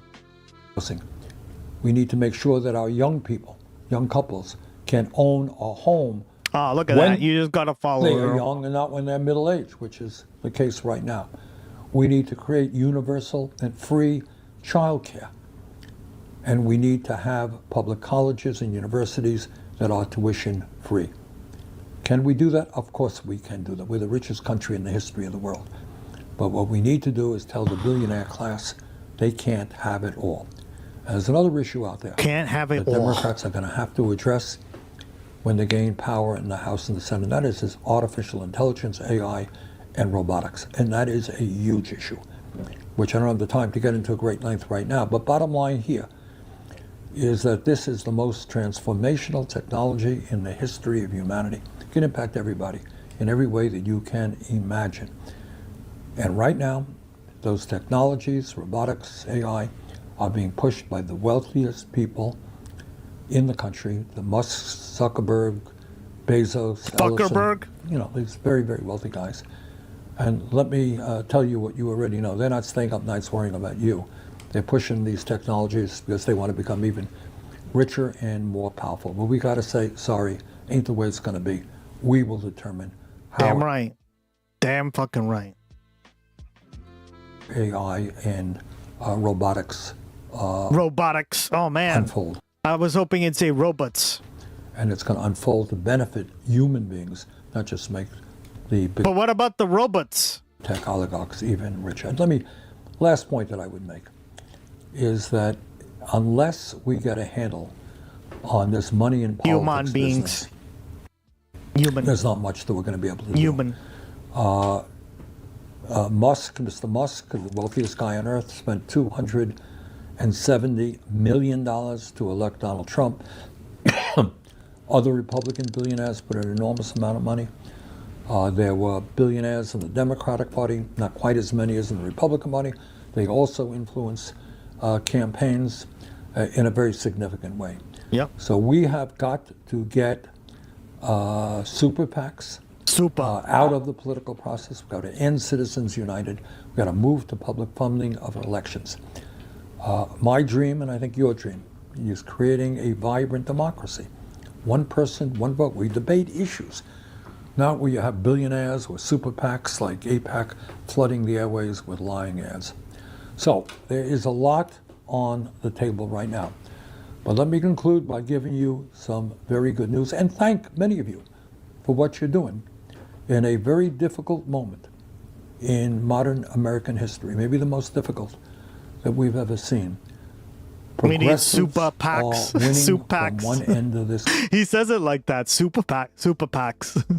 country. The views that we hold, the future that we want to see for this country Super PACs. is, I think, being accepted and embraced by more and more Americans. So we are making progress. Yesterday was an extraordinary victory for us with Abdul's win, with Donovan's win, with Will's win in Michigan. It's on, by the way, to Minnesota next week, where a very strong and good progressive candidate, Peggy Flanagan, is running for the U.S. Senate. Oh yeah, her. So let's do what we can to get her elected. But thank you all very much for what you're doing. Let's go forward together. Thank you. 1, 0, liftoff. Liftoff. All right.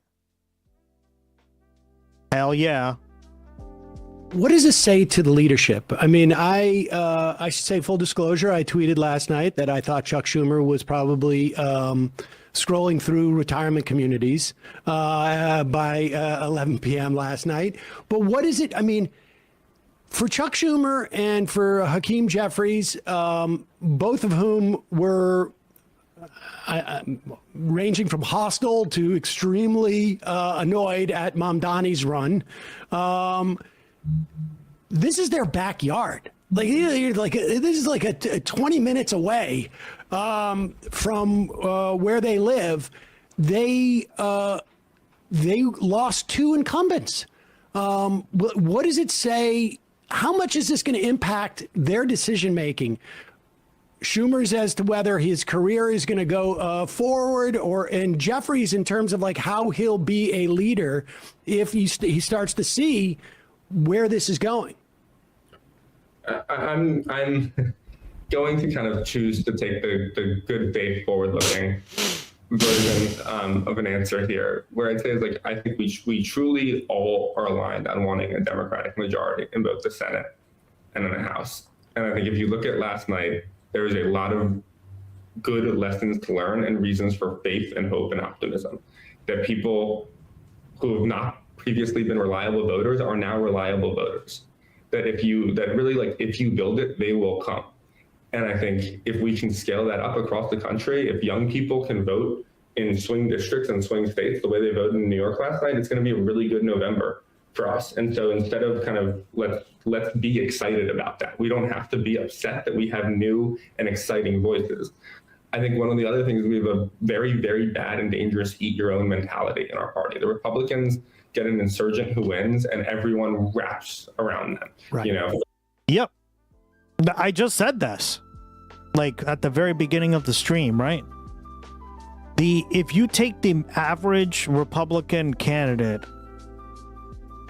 versus the average Democrat, a conservative Republican is far more conservative than a conservative Democrat, obviously. Which is better and which is worse, I wonder. For him to understand or for him to not understand. Understanding is always worse. To not understand is to never carry the burden of responsibility. Understanding is pain, but anything less is unacceptable. Odin's Raven, Dookie, it's gonna be real interesting to hear how Gloggy pronounces that. Honestly, food is the only thing that makes me happy, and even getting is too expensive. Yeah, you like to cook a lot. I've noticed in your streams, you have a lot of cooking streams and stuff. But you're right, it's way too expensive. But I'm gonna enjoy my chicken parm and crunchy rice paper bowls. What up? I could use some chicken parm. Oh my god, that sounds incredible. Odin's Raven, Huggin and Mungin. Munnin. Gloggy, please never call me Dookie.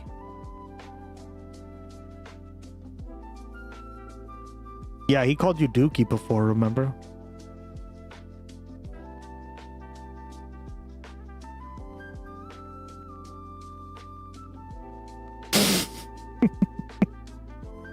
I think it depends on the voice, Ducky. There's also some variants that makes it like more random. So Ducky becomes Dookie, right? Even though it should be Ducky. But that's how you get the funny aspects of it. So understanding real is pain. Yeah, I could probably add it to the vocabulary thing, but yeah, I don't know. I'd have to figure out how to do that. Fox News runs 24/7 propaganda. They're at the White House. They're everywhere because they understand these are the people who bring more in, who expand our tent. And I think, like, I would, ask. You know what else is pain? Coming home and eating too much cake. It feels like all my blood has gone to my stomach. Yeah. Well, that's the sugar. We just talk about that. Yeah, I don't know, guys. I've cut a lot of that stuff out now. I really don't have sugar at all, actually. Even like the pasta sauces, like they all have sugar in them, right? And I just get pasta sauces without sugar.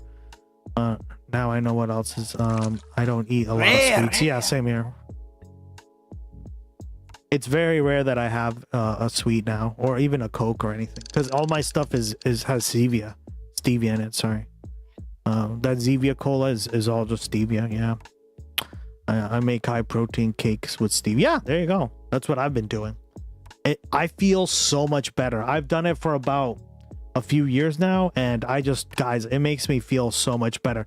The minute I have like an ice cream cake from Costco or from like Stop and Shop kid, immediately I feel like dog shit. God, all these sugar addicts, I know, could never be me, Rigel. Although like in Germany, like the sugar is lower, right? It's kind of like I had this like Japanese friend that I met in college, and she was like, everything just tastes so sweet in the US. She was like eating ketchup and it was sweet because ketchup has a ton of sugar. She was eating tomato, like I think it was like pasta, and she's like, everything just has sweet. It's sweet. Everything is sweet.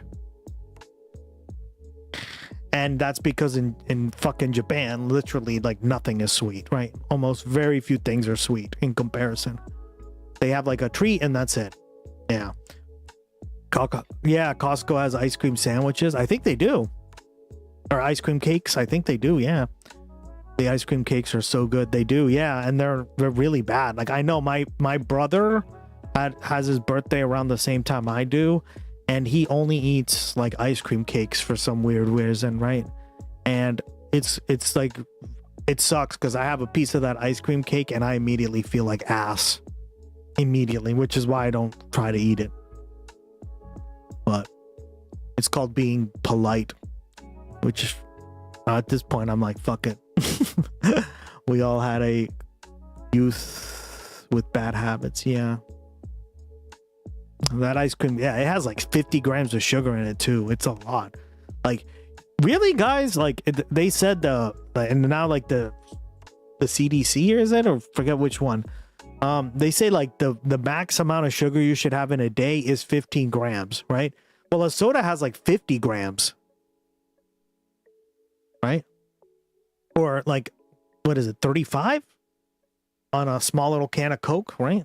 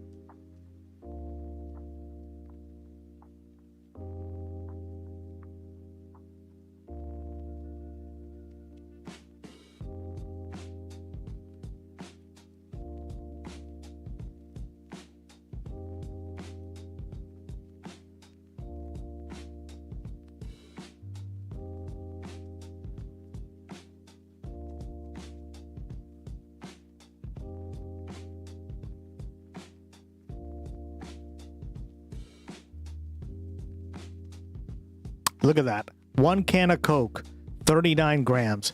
So in one can of Coke, you're having more than double what you're supposed to have of sugar. Yep. That's more than double the sugar. Nah, that's not worth it, right? If I'm going to do 15 grams of sugar, yeah. If I'm going to do 15 grams of sugar, I'm going to have like a German pastry or something, right? Or like a European like cake or something like that. Not these like fucking ice cream cakes. Yeah. No, fuck that, right? Like, let's see how much a Costco ice cream cake is.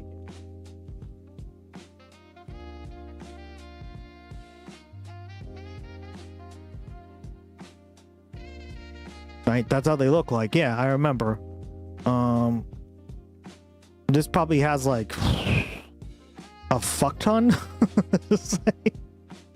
A metric fuck ton. Let's see. Birthday cakes, Costco. All right, let's see. All right. Serves 14, right? So one little piece. Get ready for this. Holy shit. This is going to be crazy.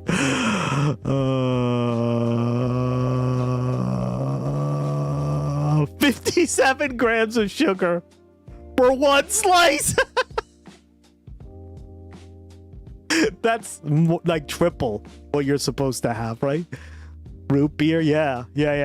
Like, this is what I mean. Like, so when she was saying like everything in this country has sugar and it's disgusting, like it just tastes too sweet for her, that's why. Because everything they just pour tons of sugar, right? Everything. Whoa, 940 calories. That tiny piece of cake has 940 calories, guys. Okay, you should like ideally be at 2,000 calories a day, right? Maybe a little more depending on your rate. If you work out a lot, 3,500, right? Something like that. If you're a man, especially. But that's like half of your fucking intake of calories. Yeah, it's disgusting. You see what I mean? But that's why I say, like, just it's gonna take some effort, but transition to stuff like, I don't say go to Splenda because Splenda's not good for you, right? It's a chemical, it's a man-made product. But that's why I said go for like more natural stuff like stevia, monk fruit, right? Even erythritol or whatever it's called. Like these are better options than this shit, right? Holy 34 grams of fat, 56 grams of fat. Jesus, where's the fat coming from? Oh, the soybean oil. There you go. The bean oil. The seed oils. All those seed oils. Someone called RFK Jr. America tap water is basically corn syrup. And exactly, dog. It really is, right? We're basically just corn. Like, even the tap water. She was like, everything tastes so sweet. And she was not joking, right? It's because so many things in our country have sugar. It was hilarious. Leadership. You can change a lot of ingredients in baking. Yeah, that's why I enjoyed when we watched Living Lily's stream. This was like a year ago or so or more, right? She replaced a lot of stuff. She's like, I'm replacing this with this, and it tastes really good because I use this and this, and right, she gave us all the fucking deets or whatever. It was pretty cool, right? And again, I do that too now. I don't put sugar in my coffee. I don't put sugar in anything, right? Hey guys, I'm going to head out. All right, call it an early day. Bye-bye, Kristen B. Take care. Good to see you again. Have a good one. Their general feelings would be towards these kinds of campaigns or candidates, and like, let's be excited. Let's talk about. Have a good day at your new job. Strengthening unions and bringing more people to unions is going to help us win the Rust Belt back. Let's think about how Dari is going to bring new people to the table. Let's talk. Yeah, guys, Kristen B starting a new job as a security officer or security. Talk about how Brad Lander is going to give us credibility to talk about AIPAC and Israel in a way that we haven't been able to before. Let's be inclusive here. And then I think when we take that majority back, what do we do with it? And hearing the frustration with the establishment, like, I think we just need to hold the Republicans' fucking feet to the flame. And it cannot just be dragging in like Trump person after Trump person for oversight. My mom makes chocolate quinoa cake, and it's really, yeah, exactly, guys. There are like, don't believe that like you can substitute stuff. Stevia is, as long as you get good stevia, it can be just as good, if not better, than sugar. And the cool part is you don't get that sugar high and that sugar crash because there's not real sugar. It tastes like it, and you get used to it really quick. Ooh, Slugma. You got a slug. Laney. Well, not yet, anyway. Slug my nuts. You don't have nuts, girl. Committee God. Stuff on slug my D's nuts. Got him. I think there's a cost of living crisis. There's a corruption crisis. We need to tie those to the Republican Party, and we need to show we have an affirmative vision too. Like, if we should raise the minimum wage. Bing, bing, bing, bing. We had our beautiful Marine standing there. Bing, bing, bing, bing. You know, the old days, bing, bong. You know, with the map, bing, bing, bing. Little mouth on him. Bing, bing, bing. Bing, bing, bing, bing, bing. Bing, bing, bing. There was an Axios piece this morning. Quote, appeasement doesn't work. You have to be tough. This is from a centrist House Democrat.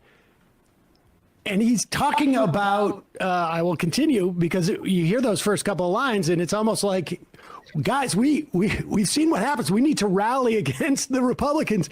But he's talking about, or she is talking about the DSA. Nancy Pelosi brought a machine gun to a knife fight. You can't win with these guys by playing patty cake. These are words that should have been articulated by the candidates about the Republicans 10 years ago, and yet they're deploying them in regards to. It depends. It's because stevia is a very hard thing to nail down. Honestly, Ducky, I would probably, if you really want to get into, I don't know if you've tried it, but try Zevia. Zevia is pretty damn good in my opinion. Then again, I haven't had sugar in like on the regular over 10 years. So like I purposely worked really hard to cut it out. But yeah, Zevia is a good way to start because to me, it tastes just like sugar. But then again, I'm not a sugar addict. So it's hard for me to, fucking say anymore. Cause I'm sensitive to stevia. I can have things with a little, but not a lot. Gotcha. Okay. Yeah, there are other alternatives. There are ones that like have a tiny bit of stevia and mostly monk fruit. I forget some of the brands, but there are some brands like that. You probably want to look at them. The amount of excitement. Blanking it. Let's look it up real quick before I continue.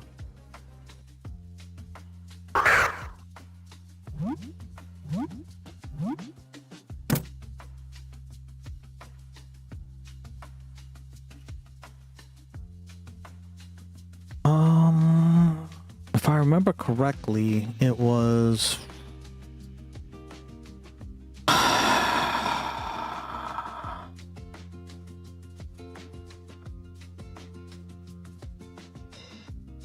is it Wild Bill's? It might be this one. I haven't had it because I just prefer. Yeah, I think it's this one, girl. You could try this one. There's so many. Luckily, there's so many things to choose from today that you can kind of just experiment, buy one and see if you like it. Here's another one, right? So, yeah.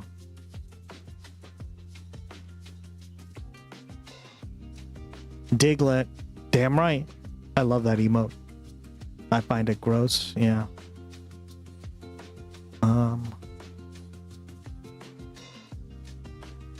There's so many different brands, and they all have like different amounts of stevia or monk fruit. That has been in the Democratic Party, really. I mean, along with AOC in the past decade. Let's talk about like how much was there, like AOC seemed to take a back seat in these races, in at least in terms of like national media, it seems like. How much of that is there strategy there? Is that she has her path, Mamdani has his? How much coordination exists in there? I mean, like our teams are frequently in touch. I talk to her team frequently. The mayor talks to her frequently, and it's all incredibly strong and good relationships. And I think it's a shared vision of what we want the party and our politics to look like. I think the mayor has a specific campaign style that he emphasizes and focuses on. He's also mayor of New York City. And so, she's a member of Congress with a national profile. Randy Vegas in California, 22, for example, he got across the finish line, I think in large part because of AOC's endorsement. Same thing with Sam Forstag in Montana, Chris Rabb in Philadelphia. She's been all over doing a lot of work. And I think the New York City, the mayor's win last year is not possible without her, and the wins last night aren't possible without her, and the kind of politics that she's brought to the table. I think with the mayor in New York, and his approach to campaigning, and I do want to kind of hit this point. I guess Emma would appreciate my basketball reference here. I was watching him this week. It was like watching LeBron James when he was on the Heat, where I was like, oh, this is just like, there's nothing you can do. Like, it's a pure force of nature, just like someone at the top of their fucking game. And I think he gets so much joy and energy from engaging with people. Like, for all the different things about Zohran Mamdani, his love of New York City and his love of people in New York City is so unbelievably profound. And like, walking, selfie lines, visiting restaurants, barbershops, clubs, like, he loves it and he's incredible at it. And, I think we weren't going to like not utilize. Right, you ISO LeBron because he's the guy you're going to give the ball to, and everybody's sort of just like, we're just going to occupy the other defenders and let him go to town on that with an endorsement, because Reynoso, sorry, got a lot of endorsements from unions, and I'm curious when Mamdani, when other DSA people endorse, what is involved in terms of resources that come with that endorsement? Because one of the things that people were sort of assessing from Reynoso's endorsements is that the union can say, in some instances, it wasn't all unions, UAW was involved in DAC's win, but the union, or I should say Valdez, but the union can say, we give our stamp of approval. But if they don't have the resources to deploy and get their people out, it doesn't have the same impact versus somebody else. Walk us through that a little bit, because I think it's a little bit opaque for people. Yeah, I mean, look, I think we are in an era of profound sticker endorsements, where we're talking about literally just a sticker no one's going to recognize on a piece of lit. I think that unions have a lot of members and a lot of power still, and as they should, and I want there to be more union power and more union members. I think they will find more electoral success when the candidates they back more closely align with what is going to be best for their members. And I think the kind of part of the mayor's approach to this endorsement slate in his campaigning, I think he went above and beyond, and I think a lot of that has been seen. But we're talking months and months of fundraisers, of phone banks, of canvas launches, signing off on any text that was needed for volunteer recruitment, recording voicemails, using his platform repeatedly on cable news, on different platforms, literally walking across every single district he was in. Like, the nonstop investment from him, I think, is something that you really almost never see from someone with that level of political celebrity. I was talking to someone earlier and I said, he may be a political celebrity now, but once an organizer, always an organizer. Right. And I think that's kind of the approach he has, where for a lot of the kind of general political establishment blob endorsements, what you're seeing is some money moved through a PAC, a sticker on a mailer, and a bunch of people on consultant calls with different ideas. How does, in the absence of Mamdani, when you're in Maine, when you're in California, when you're in across the country, how is the absence of Mamdani, what translates? What goes in? Obviously, you need a candidate who is going to have speaking to the issues of the working class. But from an organizational standpoint, how replicable is this?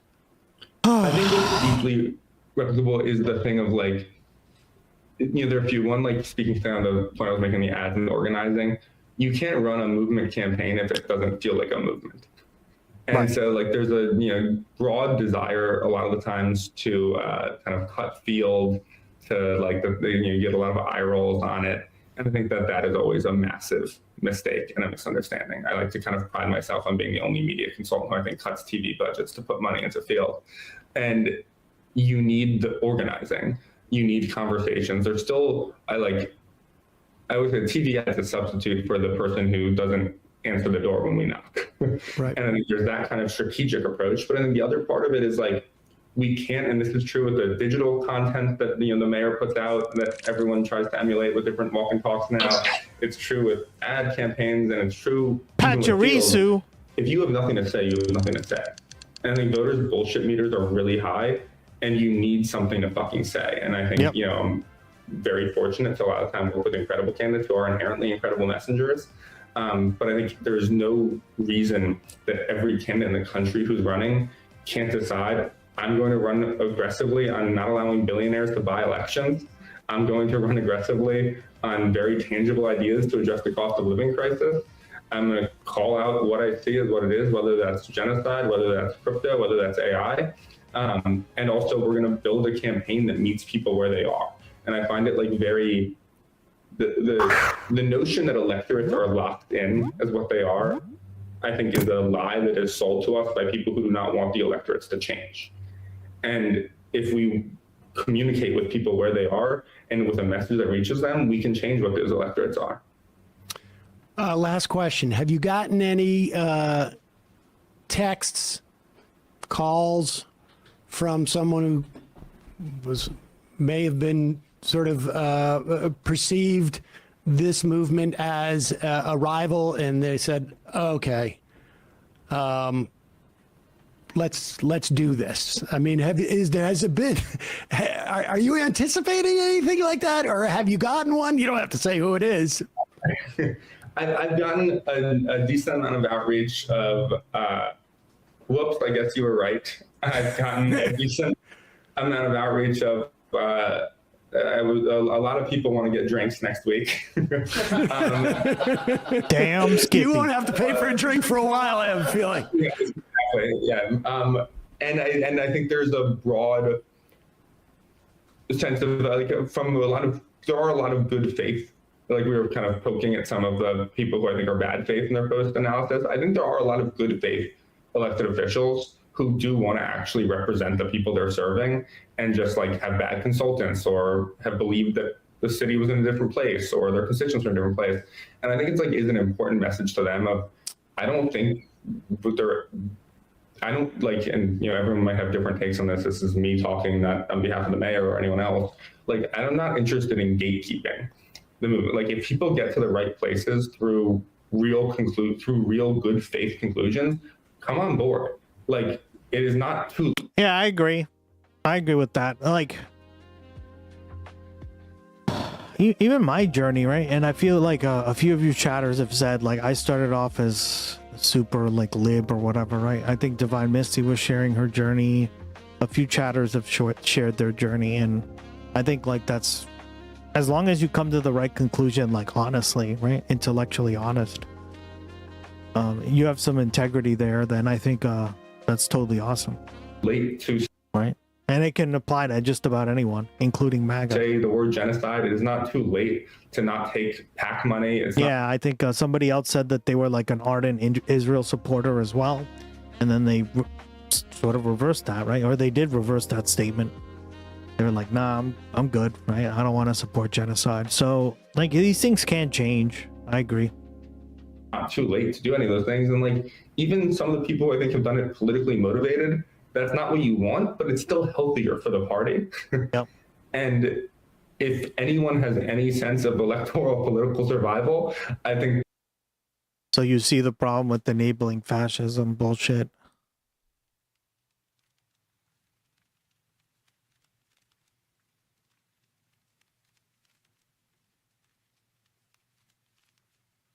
Well, I think it's within reason, right? There's a line, and to what degree, right? I think he said within reason, right? If they intellectually come to that conclusion correctly, or sorry, what's the word he said?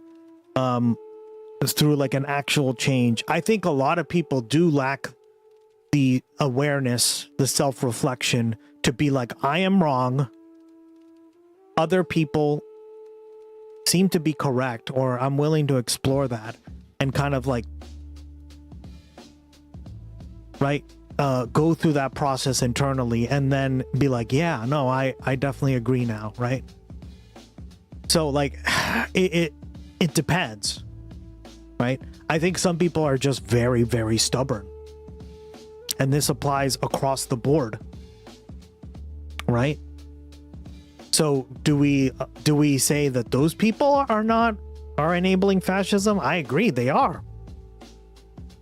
Right? Now, if you're somebody who's open-minded and is like, yeah, I kind of see your point, like, or yeah, I could see maybe right. So let me give you an example, right?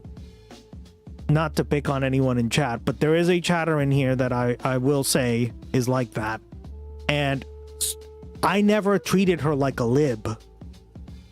Okay, I won't say who it is because I don't want to single her out. But I just talked to her, and she comes to me to ask questions, to get my opinion, to get this and that, right? And why is she doing that? Because she values my opinion. She values getting to the truth. She values getting to these things, right?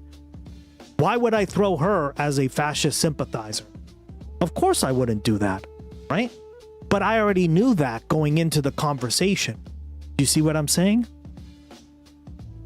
So I think there is a line. Now, to what degree does that line occur? I think it's hard, especially online and on Twitch and on YouTube and all the stuff we've talked about, to do that. Like to see what is the line? How far does this person is this person willing to like actually like go move the gears and like listen, right? I think asking questions is really important. So like when somebody is at least curious or intellectually curious, as he just said, I think that's a good sign that they are not necessarily a fascist enabler. Now, that is not a lot of people. That is not everyone on Twitch. That is not everyone on YouTube. That is not everyone on the internet. So I think both things can be true, and we just have trouble categorizing who is who, right? Does that make sense, Josephus? I heard that Asmongold went back in time and lied about the pigeons, about you. He's such a real jerk. Oh, no. You got to say Gloggy, so I want to see what he has to say to that. I mean, in the sense of the language that it drives people away. Absolutely. Yeah, it does. I don't think it's beneficial to a certain degree. However, I do think, then again, I just have more... I can tell much better if someone's receptive or not to that kind of language, right? Meaning, are they actually open-minded or not? And I think stubbornness, narcissism, all these things are a problem in our society, right? Like, people are very, very stubborn. It's either because they were raised that way, their parents are stubborn, etc., etc., etc., right? But it's something I know I've had to work on myself, right? And that's why I speak the way I do, because I've noticed that when I do, I just get myself in less trouble. And not only that, but it actually is better for me, my person, my soul, everything, right? You want to call it that. So, yeah. But then again, I put in the work, right? Not everyone's doing that. I'm referring to hard leftists accusing shill socialists enabled fascism, bastards to libs, and creating mass movement so factions learn to teachers instead of lib to slur. Yeah, well, I think the reason the reason that's become a slur is because there are a lot of libs who are very conservative, right? And to be fair, like, we did look at the spectrum. They're right next to each other, man. Ego, am I right? Yeah, ego. You can't be wrong, right? And this is something I learned is, like, you guys, when you go to political science courses or when you debate people, you will be wrong. Get ready for it. And you're going to be wrong in life a lot of times. Get ready for it. And I think how you deal with it is what determines what kind of person you are. Are you going to double down, triple down, and be a dick? Or are you going to, like, actually try to make amends and do stuff, right? Or, like, work on yourself internally, right? And this is what's really important. Yeah. Parkour! How you doing, buddy? Highlander leftism. I love that. They would start moving in that direction. Well, I'm encouraged that you're getting so many drink offers because that's it's indicative of, I think, at least a certain percentage of candidates and electeds out there and consultants. On some level, it's just a question of fear. They don't want to be the first person out on that branch. But that's Canada. You know how to do persuasive essay writing, Gus. Maybe you are as good as me, but I'm not sure. Do we want to win? Do we need numbers? Make sense to not to be a prick to lost centrists. Are they see? I agree. I mean, to a certain degree. Now I think, again, it just depends, right? It depends on the person. I don't label people in terms of groups per se, right? I try not to. But I get, like, people's mentality, right?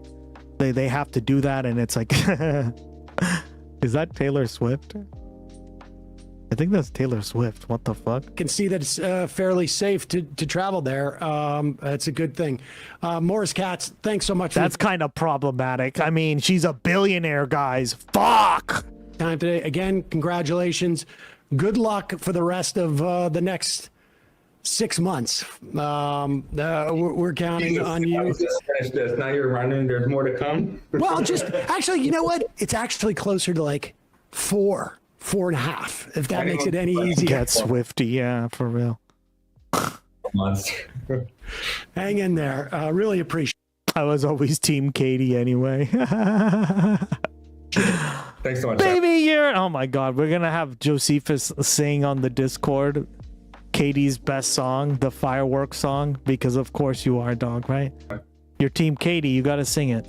Hey, folks, don't forget to hit the subscribe button and check out our daily show. We do it every day at 12 p.m. Eastern for about 2.5 hours. We even take phone calls. You should check that out.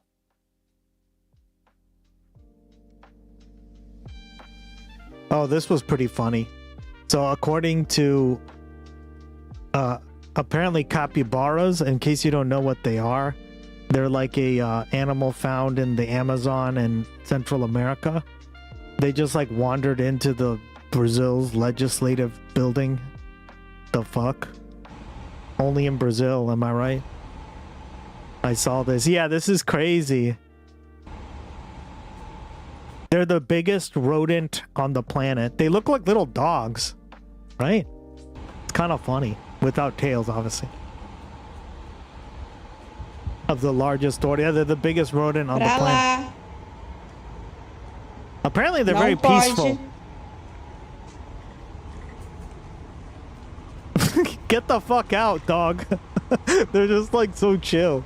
Are viral in Japan. Yeah, I've seen a lot of capybara stuff in Japan too. They love them. What the fuck? This is so funny. What the hell? Yo, can you get out?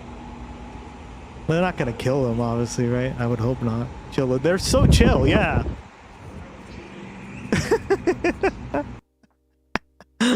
Oh my god.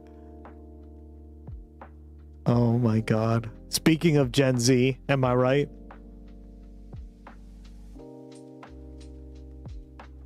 Well, this next story has a lot. I have a folder on my phone full of pics of capybaras chilling with various animals. Really, girl? I have a folder on my PC as well. You want to see it? Jesus, that sounds... It's a bunch of photos I took at the park.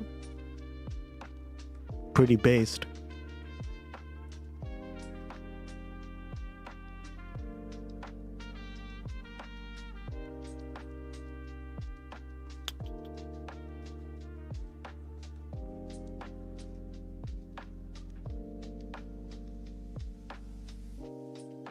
I think I showed you guys this before, right? Get ready for this. You're gonna love it.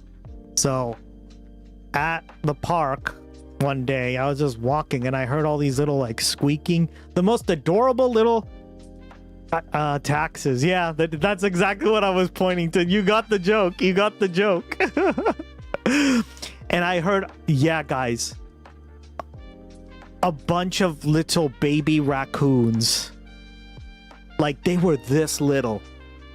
I wanted to fucking pinch their little cheeks. Jimothy, yeah. And I was like, what the hell? You never see raccoons out in the day. And I was a little worried at first. But I took a bunch of pictures. Look at that, guys. They were so little. They were like this big. Yeah, they were tiny.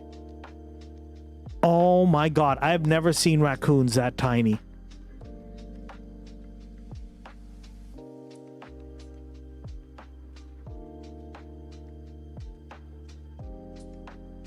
I was blown away. And apparently what happened was the mama got attacked by a dog and died. So they're homeless. Look at these fucking pictures, Chad. Look at these fucking little pictures.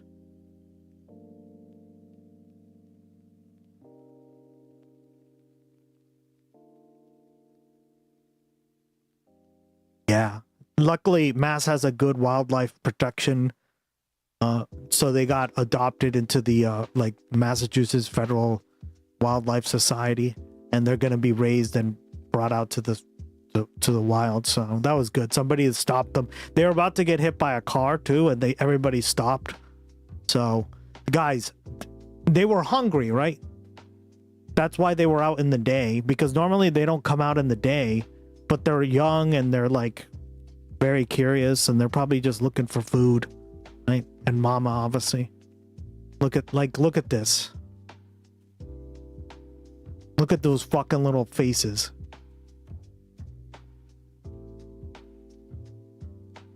You can't tell me.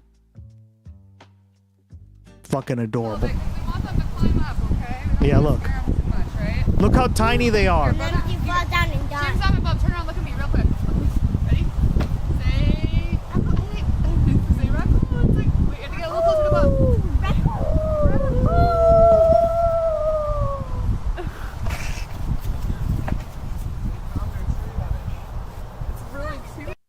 And then whenever you would like go up to them, they would make the most adorable squeaking sounds. I can't even replicate how cute they were. Yeah. Yeah. So there you go, guys. So cute, right? Yeah, I don't know. So that's my folder.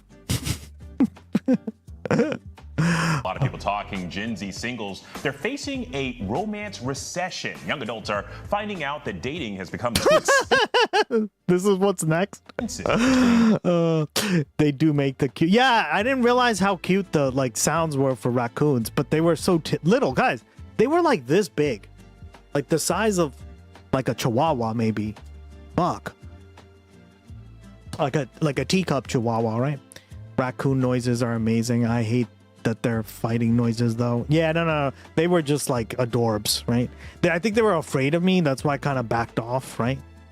But dating app subscriptions and pricey drinks and expensive dinner menus, the average cost of a date has skyrocketed in recent years, forcing singles to spend their nights on the couch rather than out on a night on the town.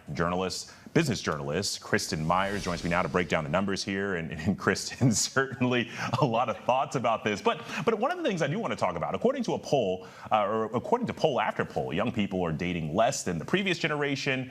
So I'm curious, is money the biggest factor here? I think that it's both money and then also a little bit of dating fatigue. You kind of hinted at it in your opener, which is that... Yeah, we really don't, right? As everything's become like neoliberalized, there are no real third spaces. Everything is just like going to a bar or like getting drunk, meeting someone like that, right? And yeah, I agree, girl. I agree. Right now... That's a huge problem too, right? For a lot of Gen Zers to find love, essentially they have to swipe and swipe and swipe on these dating apps. Gone are the days where you and those all suck too. So go out and you meet people in person at networking events or at hobbies or I feel bad for Gen Z, honestly, just being set up by friends or family members. And I think that fatigue combined alienation fatigue. Yeah, this is very political too, because this is having like effects on like depression, right? The manosphere, like all the stuff that we've talked about, right?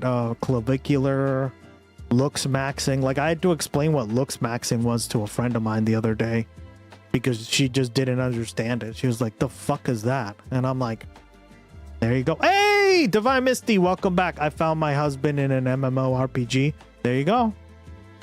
That's crazy. Yeah, you can, I mean, like, I think as long as you meet people like in spaces like online, like organically, and there's like some organic way that you guys meet, like it wasn't like intentional or anything, like I think those are the best ways to do it. But the dating apps are, they can get pretty toxic, right?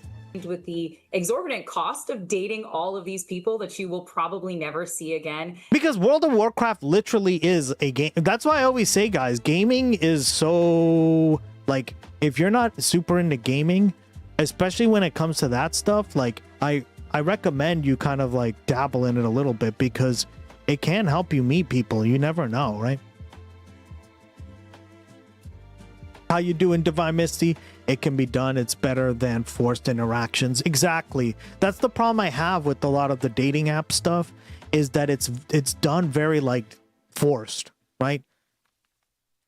Like you're actively doing this, and then she's actively doing this, and then that encourages all sorts of other kind of behavior, right? And that's why like it's not very successful. I mean, I've had friends, I should say, acquaintances that have been on them for like 10 years and still haven't found anybody, right? Because it's just not going to work that way, right?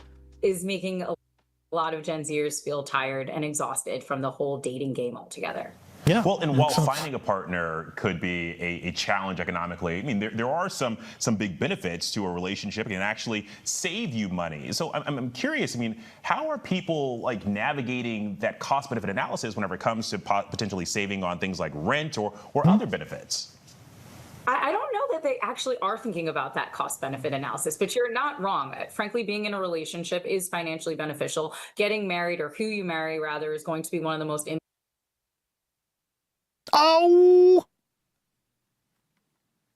important, actually, I would say I'll let Gloggy announce it, girl. the most important financial decision that you are ever going to make. So there's the very practical realities of being in a relationship with someone helps you save on things like rent or... Yeah. No, that's for sure. Stop the stream. Divinamus just re-subbed for 1 at Prime for a total 10 months. They have been subbed for 10 months. I used Prime. Did I do it right? You used it. You did it. You did it right. What up? Thank you so much. Appreciate the Prime. Really helps me out, guys. Helps me do this even more, right? I put in a lot of work to these streams. All the stuff we do. Love it. That voice was perfect. It was like the announcer voice. I have resubscribed. What up?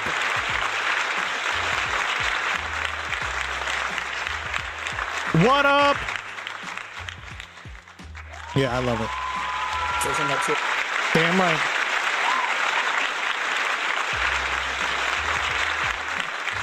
I just got your message, Josephus. we're ever going to make. So there's a very practical realities of... Thank you, thank you. Please clap.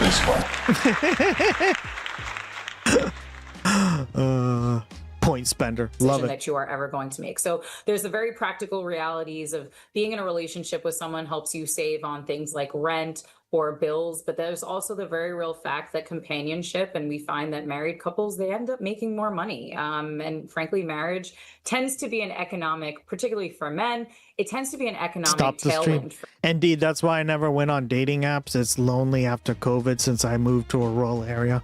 Yeah, I mean, I completely agree. There are a lot of problems with it. Hang in there. Yeah, seriously, just hang in there. I think it'll work out for you very soon, man. For them. You never know, right? You're pretty active on Twitch and stuff. Like, you never know, dude. So being... You have other ways of communicating, right? Like Divine Misty said she met her husband on World of Warcraft. That's crazy, right? Literally, like an online world, right? In a partnership is That's definitely a net positive thing for most people, especially financially. But again, I don't think that a lot of Gen Zers are approaching dating in the most economically sensible way. Yep. There's definitely a middle ground between going on a walk through the park and just telling someone to meet you on a corner and going for a walk because you don't... Oh, Puzzle Pirates. Oh, my bad. You said MMORPG? I was like, oh, it has to be World of Warcraft. That was my bad. You're right. You did say MMORPG. That was a brain fart for me. Okay, $200. My bad. Puzzle Pirates. I thought it was Hello Kitty Island Adventure. God. We're paying $200-$300 on a date, which in New York City is not that. Hello Kitty Island Adventure. Remember that, guys? I laughed my ass off. That would have been more badass. Yeah, people have been married on World of Warcraft. That's why to me it's like not even that weird, because I've heard a few stories of that. It's crazy that an MMORPG has more like stories of people getting like married and like having fulfilling relationships since a fucking dating app. What's wrong with the walk? That's what me and my boyfriend did the first walk, and then I bought him a coffee and won his heart. There you go, right? Like, there's so many things like that, right? And I think like everybody wants the $500 dinners, which are really more like a burger at a place today because of food being so expensive. Oh my god. Oh fuck. We got married on Nuptials Island on Puzzle Pirates. Oh really? That's crazy. Can I see this fucking game? Puzzle Pirates. I've never fucking seen this game before. No wonder you love gaming so much, because you have a very positive connection to it. And that's why I always say, always do it. Puzzle Pirates. I've never seen this game or heard of it. Oh, wow. Is this it? This is it?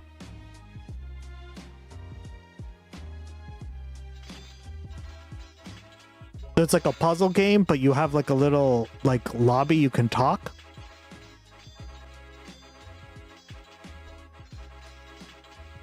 One of the games in it. It's like Tetris, basically. Oh, okay. It's crazy.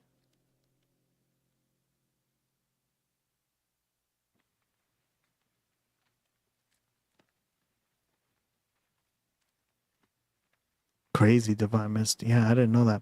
We had ships and we sailed, we battled. Oh, that's cool. You can have your own ships and stuff. Not unusual, because it's not that hard to find a bar or a restaurant where you're going to be spending a lot of money. Oh, yeah. I mean, drinks can be like $100 alone, right? Very tactful way of talking about the lifestyle creep of catching. You can get injured and get familiars and homes and shops. Oh, that's cool. Yeah, that sounds like fun. So, do you steal puzzles, or do you steal the puzzles from the pirates, or is it pirate themed? Yeah, what is like the concept of it? Like, I don't get it really. It was huge. I was the captain of my crew.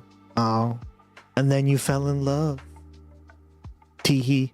Flights and going out on expensive dinners here. But there's something else that I wanted to talk to you about, and that's this viral TikTok trend, the stay-at-home boyfriends that are on the rise. I'm curious, I mean, what are you saying? What are you seeing in the workforce that explains this trend? Well, I'm a millennial, so I know for us millennial women, we are not dealing with a stay-at-home boyfriend. I can't think of any one of my friends that would ever go for that. But I think that what we do see Gen Z do a lot is they are upending a lot of traditional gender roles, and that would be one of them, right? The concept of the stay-at-home wife or the stay-at-home boyfriend now becoming the stay-at-home, or the stay-at-home wife or stay-at-home girlfriend now becoming the stay-at-home husband or the stay-at-home boyfriend. I don't know how popular that trend is, though. It might seem popular because it's got a lot of TikTok views, but I don't see a lot of Gen Zers actually going for it, because I don't see a lot of Gen Z women making enough money to keep a boyfriend at home on their couch taking care of the dog. Oh shit! Well, that's fair. And then there's also the anecdotal of folks not going for it. Kristen Myers, thank you so much for your insights today. No worries. Oh, we got this. It just dropped. David Hogg at it again, talking about 3 hours ago. Cool. Wait, Puzzle Pirates? Hold on, let's see. This is still up? That's crazy, girl. Oh.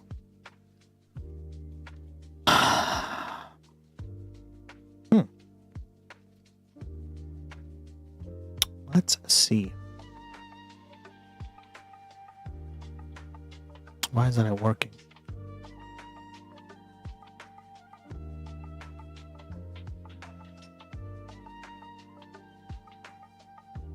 Oh, so you like literally, it's kind of like you literally command your own. Is it gone now? I like David Hogg. I hope he goes far in politics. I think he's a positive force.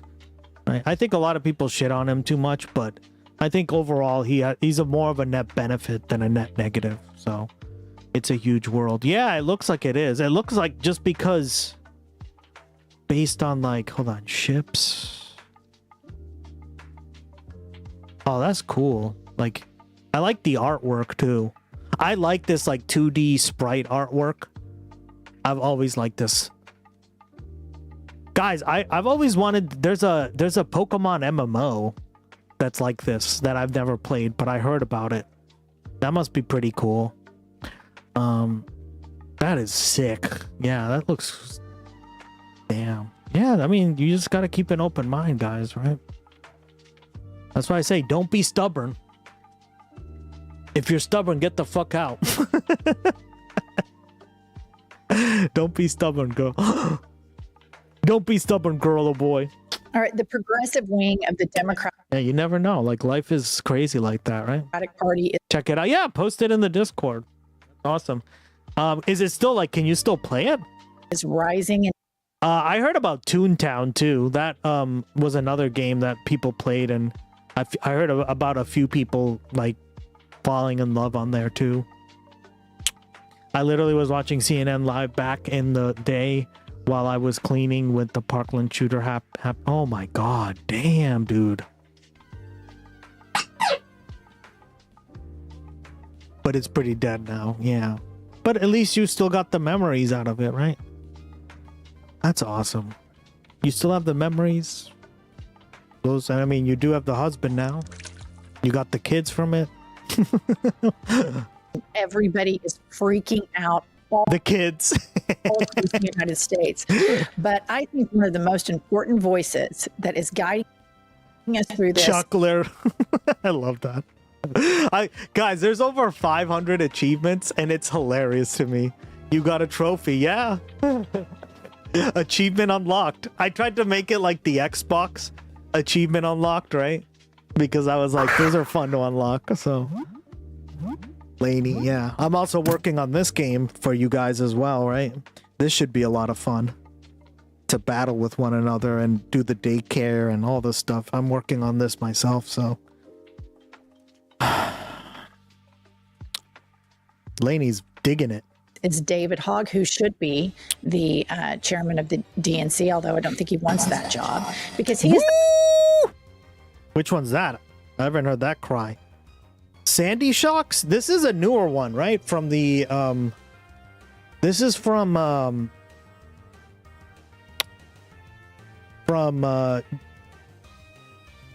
Arceus Z, right? I haven't played that game. I haven't played it yet though. It's a form of Magnemite. Yep. Yeah, I heard it was really good. So, damn. The president. I haven't done the megas yet because the megas are going to be based on how well you level up with like your friendship, right? So if you treat them really good, probably by feeding them and stuff, right? I'm working on the extension for Twitch, which is going to be like a little panel on the bottom of the stream that you guys can interact with all this stuff. So that should be pretty fun too. But that takes a lot more time because I've never made a panel on Twitch. The leaders we deserve. David, how are you after these big wins? Stones, yep. I got to do those too. I got to do the stones. I got to do the I told you I'm making like my own version of it in this fucking on Twitch on my stream. It's gonna be so based, and like it's turning out pretty good. Like the daycare works, right? You leave your Pokemon at the daycare, and it levels up. And if you leave a male and a female, they have a baby. They have an egg. Teehee. Like all these things in the background, I designed myself, guys. Right? Like all these environments, I designed all this stuff myself. Even the little like rain effects, do you see that? On the lens?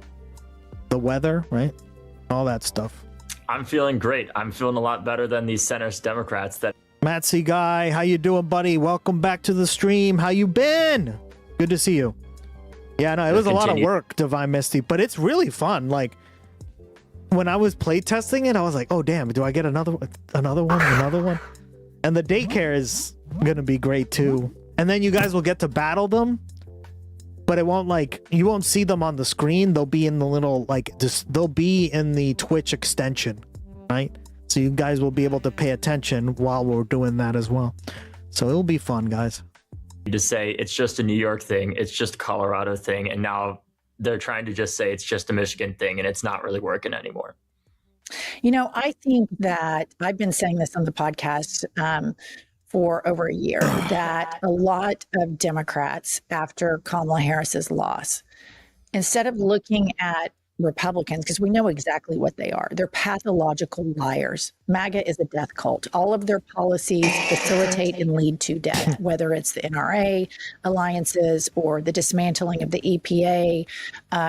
loosening safety regulations. It all leads to death. So everybody started looking inward at the Democratic Party, and a lot of conflicts of interest rise up. And you recently said that you think AIPAC and the NRA are very similar. And I thought it was such a brilliant point, and I completely agree. Will you tell my viewers about your thinking on this? Yeah, I mean, look, the bottom line is both are lobbying groups that for the longest time have been considered juggernauts in American politics. I remember after Parkland being told, my classmates and I being told after Parkland that while what happened to us was terrible, we couldn't do anything about it. And we couldn't talk about the NRA because they were too powerful. There were many people many centrist Democrats out there and many Democrats in general that didn't want to talk about the NRA because they were afraid to stand up to them. And what it took was a group of kids that went through a school shooting along with parents of victims speaking out against the NRA for us to be able to really take them down. And now we've made them basically irrelevant largely in American politics, where there is certainly much more of a liability than they are an asset to people. And think about them as an organization that literally was lobbying for the purported rights of somebody like the 19-year-old shooter at my high school that had an AR-15, despite threatening to shoot up my high school multiple times. And when you compare that with what AIPAC is doing, they're going out there and lobbying for the United States government to give arms to an irresponsible group of people, that being the Israeli government that is going out there and deliberately using them in horrific war crimes across Gaza and a genocide that they are inflicting upon the people there. And I don't discriminate when it's a kid, if it's a kid being killed by a US made gun in Parkland, or if it's a child being bombed by a US produced bomb in Palestine, bombing their school. I don't think that's something that we should discriminate against and say that those things are all that different. Ultimately, there are children dying because of the decisions of U.S. policymakers, and it shouldn't matter if they're in Palestine or if they're in the United States, if it is the United States laws that are causing that to happen in the first place. It's almost as if all of the pro-life propaganda from the Republican Party has always been bullshit, and the progressive wing of the Democratic Party actually promotes life and wants to protect life. As you can imagine, over on Fox News, they're going through quite a few things since Abdul's victory. And Laura Ingraham, I don't know if she's horny, because lately she's been talking about how hot she thinks AOC is. Now she's talking about how hot Abdul is. Play the clip. So the question here is... What?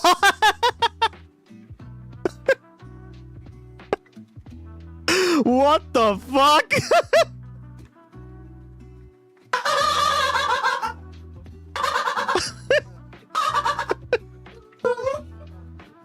Oh my god. That shit is so funny. What? Horny Foxy, yeah. Thank God that came in handy.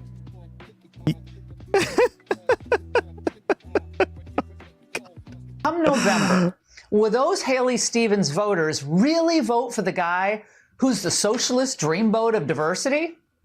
Are they really going to buy his attempt to pivot and his silly gym rat flex and his tight-fitting black tee?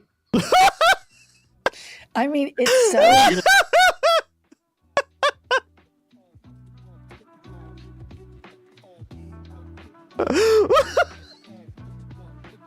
Jesus.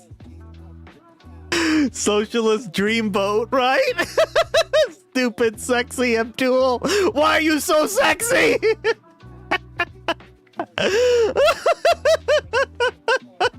You cannot make this shit up if you tried. Look, all right, girl. Oh, man, that is so funny. That is hilarious. What the fuck? Start doing ASMR, Jen? Like, what? It's sad, Donald. This is all they have. Sad. This is all they have on him. He looks good in a gym rat t-shirt. And this is a time for Democrats to really, really pounce on these pathological pro-death cult MAGA Republicans.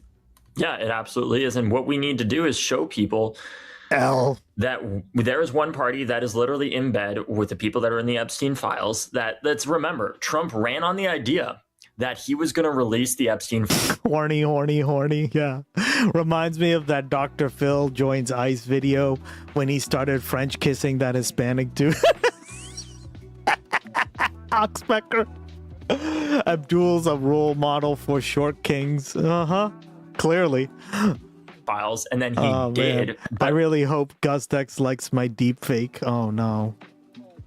Oh no. Not another deep fake of yours, girl. Oh no. You love deep faking my ass. What the fuck? What is this? Did you just send me Hassan deep faked? What? The fuck, Massively girl? redacted them because he's in them thousands of times, and literally Comcast, perfect for the Comcast Broadcast Express. Damn right, dog. Perfect for that. 0 people by Donald Trump's account, 0 people in the Epstein files, despite being an entire Republican-controlled government, have been held accountable in any way, shape, or form. Yeah. Then you add on to that the fact that Donald Trump is one of the worst presidents that we have had in modern American history in terms of the blatant insider trading that he's done, where he's made $1 billion in the past year, Jen. Over $1 billion from his insider trading and Trump Coin and World Liberty Financial and all of that. And you combine that with the fact that the cost of living is getting so bad that you have conservative influencers that sound like they have hired Democratic messaging consultants from 2024 saying, eat ramen, the economy isn't that bad, just shut up and work harder. And we are in for a massive wave this year, but this time we really need to make it count. And what I'm excited about is that we were never going to get to this place, despite what the establishment thought, despite what the centrists thought, without having a really vicious primary season to credibly show people, especially younger people, but people of all ages, that our party has actually changed since 2024. And while there are Democrats that we all, at least with your listeners, don't like, there is a segment of Democrats that we do believe in that are not being bought and paid for and getting tens of millions of dollars from AIPAC as they give. I did. Could you make some real money? Like you'd have to sell it to death. Republicans tens of millions of dollars as well that are not taking massive checks from the corporations that are making all of our lives harder. And what excites me about this is this gives us the opportunity to win back young voters and show them Democrats really are the party fighting for you, not for AIPAC, not for these corporations. And we've had that fight internally. The rebellion has succeeded. And we are now going to hold Donald Trump accountable and all of the people that are around him that have made our lives so much worse to begin with, terrorized our communities, and are bringing our country down an incredibly dark path. It gives us the opportunity to credibly say, he is corrupt. He is not focused on your cost of living. He's more focused on helping the guys that are building data centers in your backyard and not giving a I damn want what you think groceries. about it, or what your It's a very city council simple thinks word, about it, or groceries. your elected Like officials almost, think about it. you know, And who we're uses for the you word? and standing up uses the against that. word? And that's what really excites me about this time is I'm starting to have a real sense of hope, Jen. I don't know about you, but it's a weird feeling. You get so used to just going and going and going over and over and over again. Yeah, you can male start rights. to lose hope, but you keep going. But I'm starting to get that strange feeling again that maybe we can succeed. Maybe we can bring our party to a better place, but it's not going to be easy, obviously. But with Abdul's win, with the defeat of Sri Tanadar as well, with the first incumbent challenger, Thank you'll remember, God. Jen, the whole reason why I had to get kicked out of the DNC was because I said we need to challenge a sleep at the wheel Democrats. We just had our first incumbent challenger that we announced our challenge of lose his re-election campaign, and our incumbent challenger won, that being Donovan McKinney out in Detroit. And notice how there's no dialogue there where it's just a bunch of DSA, white gentrifiers that are causing that. It's ridiculous that we're in this position, and these moderates, their response to it isn't to say, let's change how we're actually appealing to voters. And I don't know, run anybody even remotely charismatic or that sounds like they believe in what they're saying at all. It's to say, let's continue to run the least charismatic, least compelling candidates in the world and throw $15 million behind it just to tell voters over and over again what we aren't instead of who we are as a party. I completely agree with you. And I just think that we have to do a lot of work in messaging that if any candidate, Republican or Democrat, is taking money from these same people that are funding fascism right now, that they are prostitutes. And it doesn't matter if they have an R or a D next to their name. Even more so, if they have a D, I'm going to be harder on them because I have higher standards and higher expectations. She's harder on the D's. The people with the D's.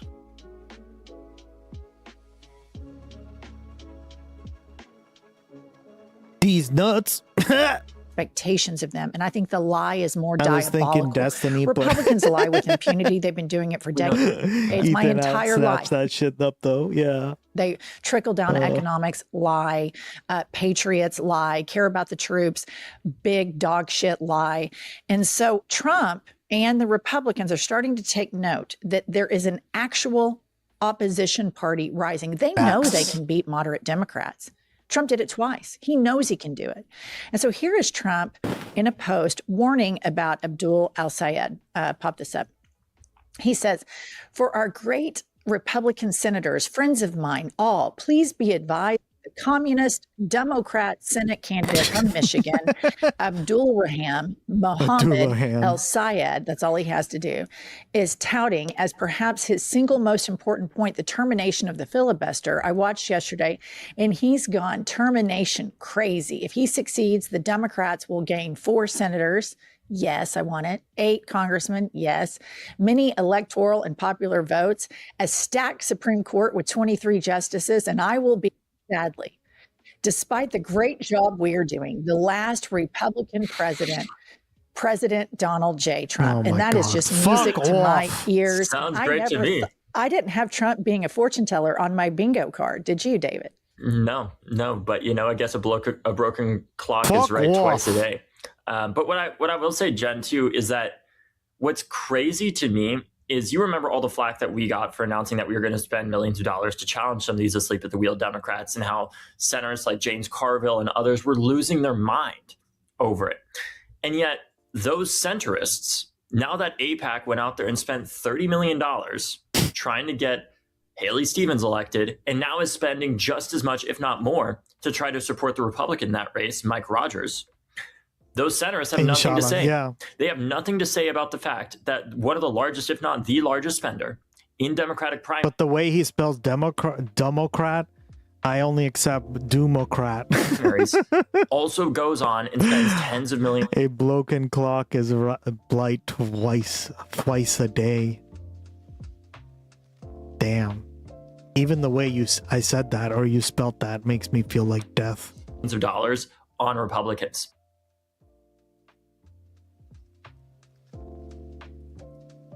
Oh my God, this is going to be great. Say what you will about I'll let it play, girl. Progressive challenges within our safe primaries and safe Democratic seats. At least I'm not going to go on and spend tens of millions of dollars supporting a Republican. Because here's the deal, Jen. If you take issue with progressives spending money in primaries to get Democrats elected who, I don't know, vote to fucking thank ICE, for example. Trying to bring back the red fear, communism. Well, it's better than this capitalist hellhole. Give me the communism over this hellscape. Communism. I'll take it. Give it to me. What you gotta say now? I mean, quite literally at this point, right? I'm so tired of hearing about this. It's like, fuck you guys. I'm going AIPAC home. Spending tens of millions of dollars in primaries and then spending just as much, if not more, Communism. on Republicans. You don't actually want Democrats to win. You want AIPAC to win. You're exactly right. All right. And you alluded to this earlier, but moderate Democrats are spending against progressives right now. Pop this up. Moderate Democrats prepare for war against an ascendant left. We are preparing for the next war that is coming, said Jonathan Cowan, president of Third Way, revealing a new $15 million effort through 2028 to discredit democratic socialism. Yeah, that's what they're doing. Of course. As Lily just said, right? Oh my God.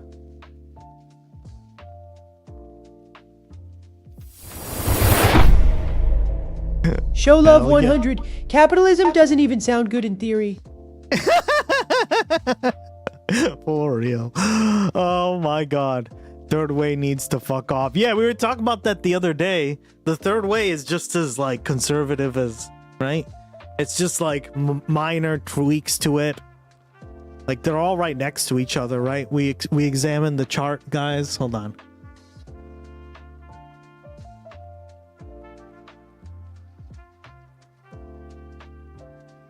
Like, and this is something you learn in class pretty quickly, right? In political science classes. All right, so you have, right? Let me just see. This is why they're all very straight. Third way. This is basically Bill Clinton, right? There's still a lot of third wayers out there. This is firmly on the right, right? Because this is the center. This is the right, and this is the left.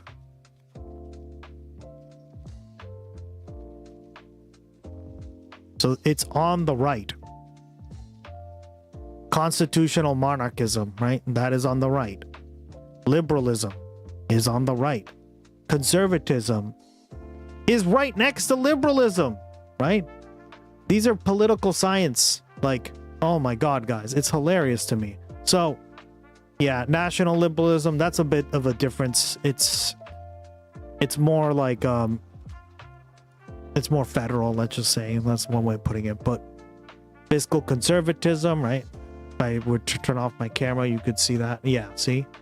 And then social Darwinism. You can't even do it. Political compass theory and no J-Reg. I know, we gotta watch one of his videos, see what he has. I love that guy's videos. He's very interesting.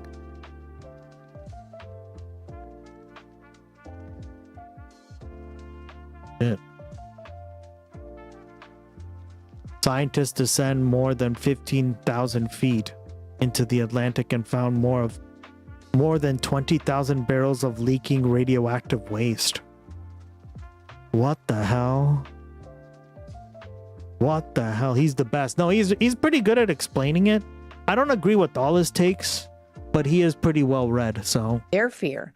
El-Sayed paving a path for a progressive to seize the party's 2028 presidential nomination and then lose the general election. It is deeply troubling to see radical far-left candidates winning in places that are potentially presidential swing states. What I think is radical is the fact that they're going to spend money against what the base is continuing to show what they want. What I think is radical is that they would support and take money from the same super PACs that are funding fascism right now. And I also think it's radical to treat the Democratic base in such a patronizing way, as though we are idiots. MAGA base, the cultists, they get their marching orders from the right-wing ecosystem, from Trump, and they just go along with it. When we've seen all the coordinated tweets. On our side, we're a little bit more critical thinking. And we see Chuck Schumer, for example, say that his main job as Senate majority is to make sure Israel has every cent that it needs. How many takes are his? Yes, some of them are his takes. That's why I don't always agree with them, but like, it's fine. Because you're allowed to, right? But there you go. I think overall he does a fun job at explaining this stuff, right? I think any civil war is more amongst pundits than actual everyday voters. I think, yeah, that's another thing, is the everyday voters are kind of, there is no civil war, right? And another huge problem. Oh no, not Tim Pool.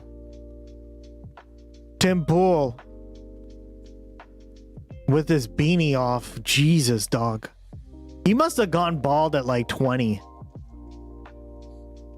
Which I had a friend like that, by the way, in like high school and college. He started going bald in high school, and then he finally went bald in like the very middle of college. American living in the United States is like, what are you talking about? What about our healthcare? What about gun violence? What about the fact that we don't have enough air traffic controllers? Just basic things. And so what is your take on this third way situation and how diabolical that is? What I just read for you, it's really, really, really sinister. It is sinister, Jen, but the irony of this is, too, it's not going to solve their problem. Their problem is not the moderates' problem, as we just saw in Michigan, has never been that they don't have enough money. That's not why they're losing. It's because people don't like what they are selling. They don't like their candidates, and they don't like people who don't sound like what they believe in. Like Jen, can you believe how many of these moderates just genuinely do not sound like? It sounded to me like, for Haley Stevens, for example, that she was more passionate about Israel coming to her in her dreams.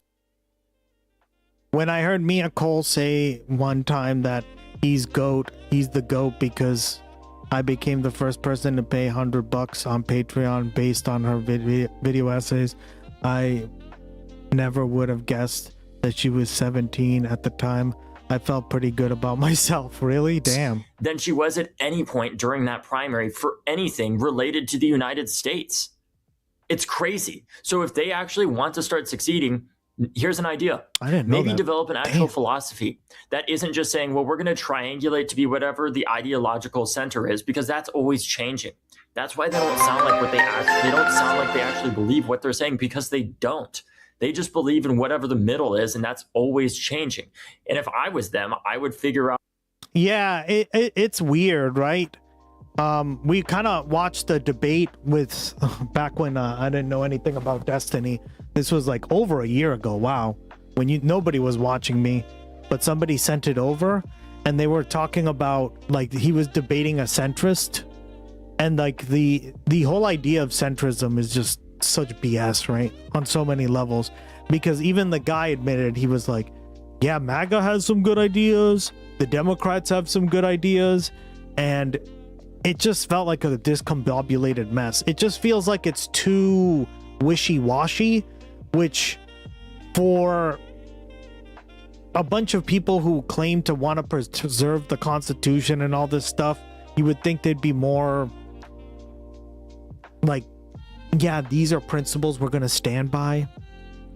Not, well, now that MAGA's popular, we're going to do MAGA, right? This, now that it's not anymore, we're going to do, right? It's too fair wind, in my opinion. That's the correct term, right? I actually run more compelling candidates that actually sound like they believe in what they're saying at all in the first place. But I think this is just a massive waste of money to go against what the base of the Democratic Party is saying that they want. What the core of who our supporters are saying what they want, of going out there and having active primaries. And if you want to win, run better candidates. Actually try to appeal. Tell us why you think that giving billionaires more tax cuts and deregulating Wall Street, which is what they want to do because that is who is funding them, is the thing that's going to appeal to the American people. I'll tell you what, it's not. It's not going to appeal to them. What they want is real accountability, affordability, and to make sure that there's a real opposition party to fight back against Donald Trump. Because let's not forget, the reason why Kamala Harris lost last election is not because she was super progressive at all. She was going on TV bragging about how she owns a Glock. Like, it's not because she was some far left person that we lost. She literally campaigned with what we needed. She literally campaigned with Dick Cheney and Liz Cheney, right? And we're laughing our asses off, being like, she's some far left person. What? Like, the fuck are you smoking, guys? Do is just run further to the right of that. Like, the Sarah Longwells were like salivating over her, right? It's crazy. And that's the Bulwark, which is why I stopped watching them, because at first I was like, maybe they have some good points, or like there's some like context that I can get out of them. But like their point of view in terms of like American US politics is pointless. I'm calling it. It's pointless. Because they're always going to be like that fair wind, milquetoast conservative, right? With the exception of less so like JVL, he's a little bit more like on the lib side, right? But he's like a little, it's just so stupid. Like, do not watch them, guys. They're just like, they don't have any good takes anymore, because all their takes were just bad from the get-go, right? What I'm really excited about, though, is the work that we're doing at Leaders We Deserve, not just in congressional elections, but the majority of our work, which is actually in state legislative elections. Because we're not just laying, right now, the progressive movement is more coordinated than it ever has been. And we're working at all levels of government, as we saw with Zohran in New York City local government, as we're seeing with state legislators like Ruhr Roman in Georgia, and we're seeing with different congressional leaders. And what I'm really excited about is we are helping to lay the groundwork for a real generational revolution in the Democratic Party, starting at the state legislative level and helping to build the bench so that they can then run up the ballot and replace a lot of these leaders that, because our party has gotten so old, are going to retire or frankly pass away while in office in the next couple of years. And we are laying the groundwork for that right now at Leaders We Deserve. And I'm proud to say Jerry Conley, guys. Jerry Conley literally died after winning. You can't make this shit up. Jerry Conley literally died in the middle, like right after he won the election against AOC for, what is it, Ways and Means Committee? I forget which one it was, right? She was trying to run against. What a joke. What a fucking joke, right? And now it's like, okay, well, what was the point of that? He literally died of cancer 3 weeks later. It was like, what? hey, These people do not give up power, right? None of that is from corporate PAC money. It all comes from individuals like some of your viewers who donate to support our work with $5 or $10, and it gives us the independence that when we do go out there and write a check for $300,000 to support Zohran as his largest organizational supporter, I can't get a call from some major donor that's like, I'm not going to give you money anymore, and then say, well, we can only support centrist young people that are basically the same things in the field. It's pure fucking hubris, right? I feel like, oh, we got to play the clip, right? Hold on, where is it? I saw that and I laughed my ass off.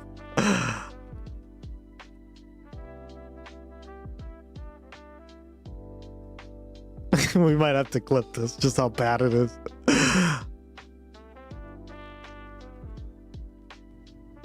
It's sheer fucking hubris.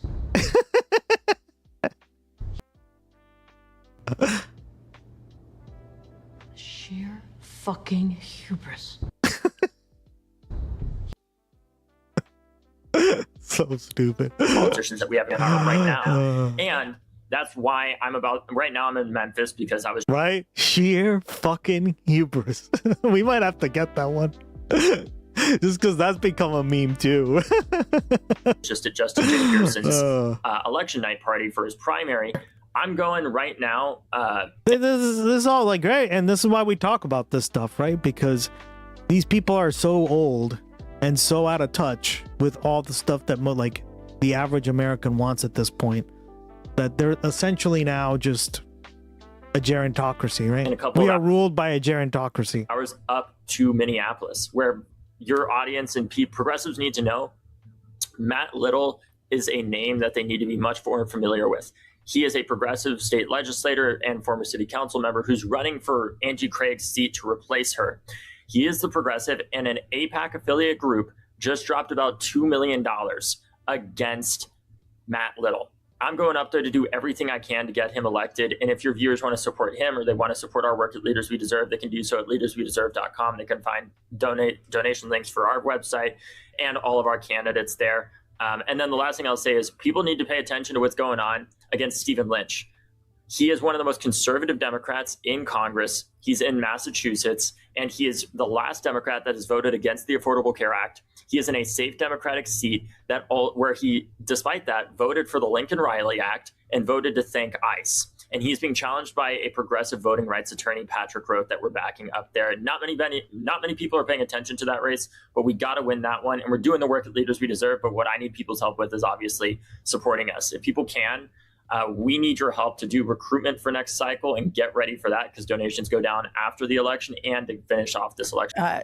In closing here, I want to talk about Democratic messaging moving forward. There is this... You know, that would be really funny. MAGAchusetts would be so funny, guys, if it really was super MAGA and it really just like I mean, right? Depending on what part you live in, sure, it's MAGAchusetts. I guess you, Divine Misty, live in MAGAchusetts. Yeah, no, not where I live. They will be pissed if you fucking mention that. Yeah, you do live in MAGAchusetts. Okay, that's we're confirming it on the stream now. MAGAchusetts is the one area that Divine Misty lives. Yeehaw! I live in MAGAchusetts. Although my favorite still is Massive Huge Tits.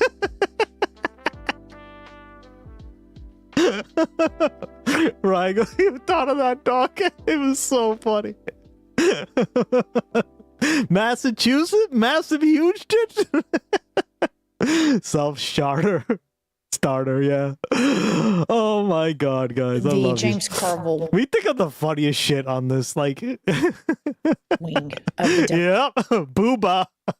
Democratic Party. And you hear people like Bill Maher and all of this bedwetting that we don't want these people in the Yeah, like we kind of discussed how Massachusetts is, right? Like it does have MAGA in it. It's just they tend to be out in like the rural parts, and they're mixed in overwhelmingly with like very liberal people to very left-wing people, right?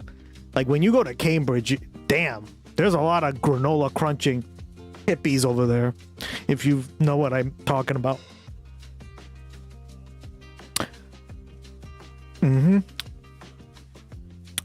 Cambridge, Mass is damn. Then again, what's in Cambridge? Harvard University, right? That makes sense. It would be strange if it wasn't your own. party. And if they come in the party, we're leaving. I would argue that they are all capitulating to right-wing frame across the board. That whoa, Hydropple, what up? That's one of my favorite of the new ones. I just think it's cool that it's like a dragon inside an apple, right?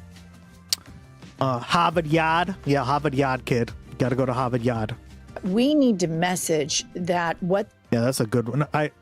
It's one of my favorite of the new ones. I thought it was a cool design. the progressive left, whether they're DSA or like Abdul El-Sayed, who is just a non-prostitute, complete progressive that believes in universal human rights, is not DSA affiliated, but a progressive. They are taking the Democratic Party back to its most successful era, which is the era of FDR, which is the era that Well we said. had a president that No, delivered you for lost the it. people and not. No! So Massachusetts, of them.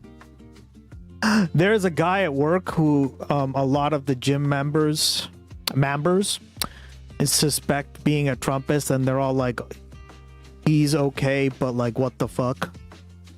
He's in the closet about it. Living Lily. Is he really? Damn it. You lost Hydropple. Yeah, he's closeted MAGA. Yeah, there's a lot of closeted MAGA. Because I told you guys, if you come out as MAGA around these parts, we don't take kindly to your type around here, if you know what I mean. But not the racist Southern type, right? He thinks ICE is good. Yeah. There you go. He sounds pretty MAGA to me. For corporations. Oh, They had God. to invent At least. term limits Yeah. for him. They had to invent term limits, and the Republicans have been spiraling for decades ever since then. And that's why they're so organized right now. And their propaganda has been so. Oh, speaking of Massachusetts, we still have to watch that little video on why Massachusetts is so different than the rest of the U.S. He's fucking half Guatemalan. Oh my God, that's pathetic. Successful. How pathetic. That's disgusting. How dare you? Because FDR was so successful. Even worse. Yeah, that's even worse. Damn. And so as we head into these midterms and then the general, and then after that, as you're positioning progressives, I worry a little bit about the Democratic messaging that the centrist, because they go on corporate news all the time, tend to capture, that somehow we are the outsiders in the party. And I think we have to keep establishing they are the outsiders. They are the ones that are fascist collaborating right now, not us. We want a social safety net. And FDR did all of these social programs because he wanted to protect capitalism. He knew if it wasn't regulated, that it would end up being like this. And so can you speak to the messaging of the progressive sect, the progressive wing of the Democratic Party, whether it's DSA, whether it's, Well, and a lot of times people don't understand this, right? But like the closest we've had to a command style economy and I've mentioned this multiple times, is during the New Deal and World War II, right? Literally, the government had the right to be like, you have to make this, this, this, and this. And employment went up, all this stuff, right? So there's a lot of this stuff that is like kind of swept under the rug, right? Was it perfect? Of course not. But like that was 80 years ago. We can do better, right? Use that as like a template and then build on it even more so, even make it even better, far more better, right? Yes, I love the framing on this FDR point. Yeah. It's really like, it's a good point because like with the second Bill of Rights, right? Like him guaranteeing universal housing, right? Universal health care, universal child care. Like these are all things that he discussed in that speech, right? And again, this was when essentially the president had the power to do this stuff by law. He literally went to, remember we watched a documentary on this? He went to Henry Ford's factory and was like, Henry, you're not doing what like we told you you had to do, because Henry Ford was a Nazi sympathizer. And what did he do? He basically like politely threatened him and said, like, if you don't pick up your pace here, right? Like, we're going to nationalize your fucking factory. And he didn't like that at all. But that was, he literally was going to do it. Right? So it's some crazy shit 80 to 90 years ago. Exactly. So like, we need to take this stuff and then run with it even further, right? And that's why I'm like, it's a good analogy in this sense. Pure progressive people, whatever it is, people that want corporate money out of politics and believe in universal human rights, and how we must recapture our party away from the James Carvilles who have taken it over, away from the FDR flank of the party. Yeah, I think it starts with focusing on the most basic issues, which is transparency in our government and making sure that our elected officials, as you said, are not prostitutes to these special interests. Making sure that people know that we actually want to deliver free and universal healthcare for them, because we believe that in the richest country in the world, people should not be dying or having appendages cut off because they can't afford their insulin, for example. Right? If you want to have some of the most radicalizing conversations I have ever had are with healthcare workers that are some of our candidates that work in ERs, that work in hospitals and have to deal with the epic failures. That's why we got the emo. And I think it's about making sure that we build an economy that works just as hard for those that power it as it does for the Elon Musks of the world that sit by and make billions of dollars basically every month doing next to nothing compared to the workers that actually make these companies. Yeah. Doing ketamine and sitting in a K-hole at Coachella or Burning Man or take your pick, right? Instead of his workers who are actually making that profit in the first place. And I think it's also about making sure that we do hold people that are in the Epstein files accountable in the first place, and that we're not sending our money overseas to a country like Israel that in many senses Ford still got paid out something like $40 billion adjusted for inflation for all the factories that got bombed by the Allies during World War II. Yeah. The dude was a massive war profiteer, right? Jesus. And I think that's why, like, he was a Nazi sympathizer, right? He hated Jews. There were a lot of, like, Nazi sympathizers in this country, right? In fact, I would argue that the Nazi sympathizers were more popular than any sort of, like, Soviet sympathizers or anybody, like, in favor of, right? It just was far more. The Madison Square Garden Nazi rally, remember we covered that? In 1939, guys. In 1939, they did this shit. In Madison Square Garden in New York City, okay? So, Musk is like a Henry Ford. He really is, yeah. He's like the newer version of it. History, the more it changes, the more it stays the same, right? This is, I would argue, as a higher, like in every way, right? Like he literally believes in a lot of the same shit that Henry Ford does. God damn it. standard of living than we do, and yet somehow we're left footing Yeah, Ford factories in Germany, correct. the bill for their Right. war in Iran. During the Marshall Plan. You're right. You're right. Like, and again, like by that time FDR had died, right? Because he had died right before the war ended. But like, how about you don't do that, right? That's fucked up. Like the Marshall Plan was a great idea because it was basically a direct payment, but certainly not to people who were right. So, yeah, I don't know. I think things would have turned out different, but we will never know. I hate when people tell America is great and then you challenge them and you're like, oh no, you can have a lot of money. And I was like, yeah, but maybe with like 400K homeless people and probably more like 1 million, we fucking suck. Well said, yeah. If Pearl Harbor never happened, the U.S. probably would have been on the other side if selling weapons to both sides. Probably. Because there were 3 laws. Like FDR was clearly the reason why we got into World War II. Like even Hassan has said this, right? If you read most of like the historians' accounts of who, if there was one person who pushed us to World War II to fight the Nazis, it was FDR. He really tried to get people. The problem is at the time, the overwhelming public was overwhelmingly isolationist. And probably the biggest group of people in the country at the time were German Americans. I don't know if you know this, but German Americans and that era, like Italian Americans were very popular, right? So the Nazi and like fascist sympathizers were outnumbered. Like they were much more populous, let's say, in the country.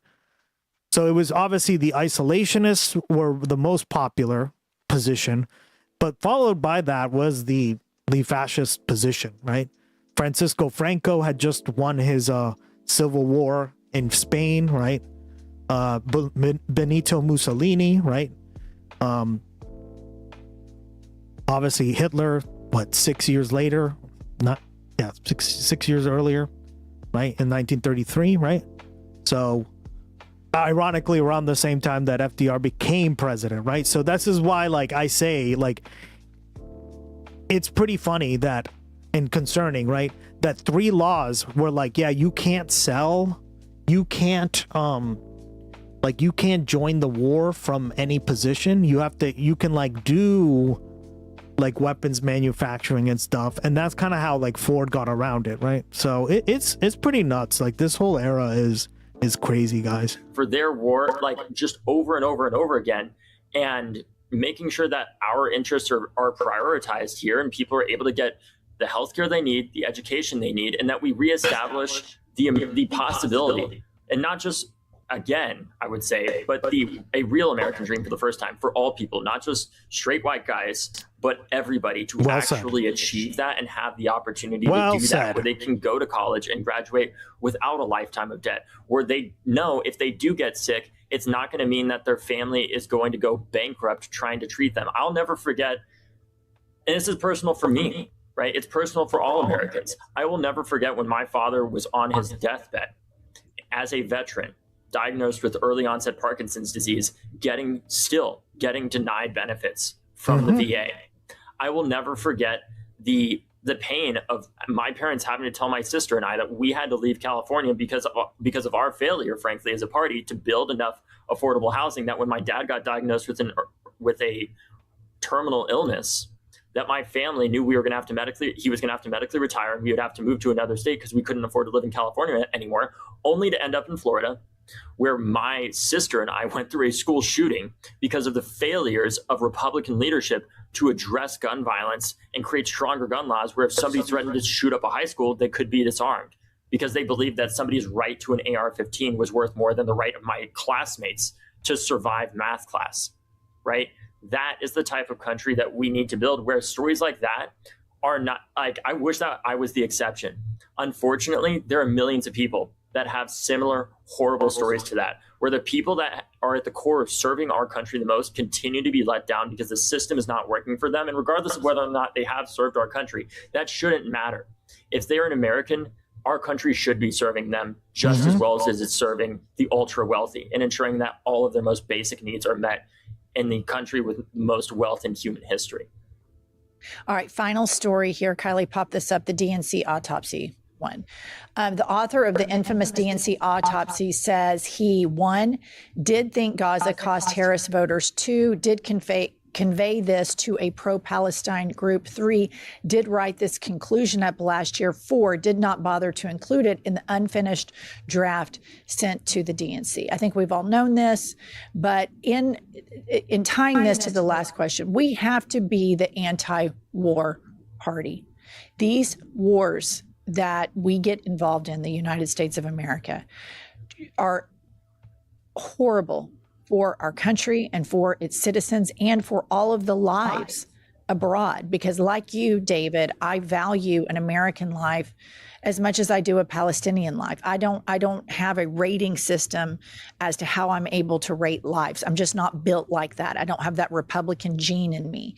And so we've kind of known this, but as we head into the midterms and then forward looking to 2028, how important is it going to be that our nominee look in the camera and not lie about Israel and not have a but or a caveat, that they look in the camera and tell the truth about what this country is doing and our toxic relationship with them across both party lines?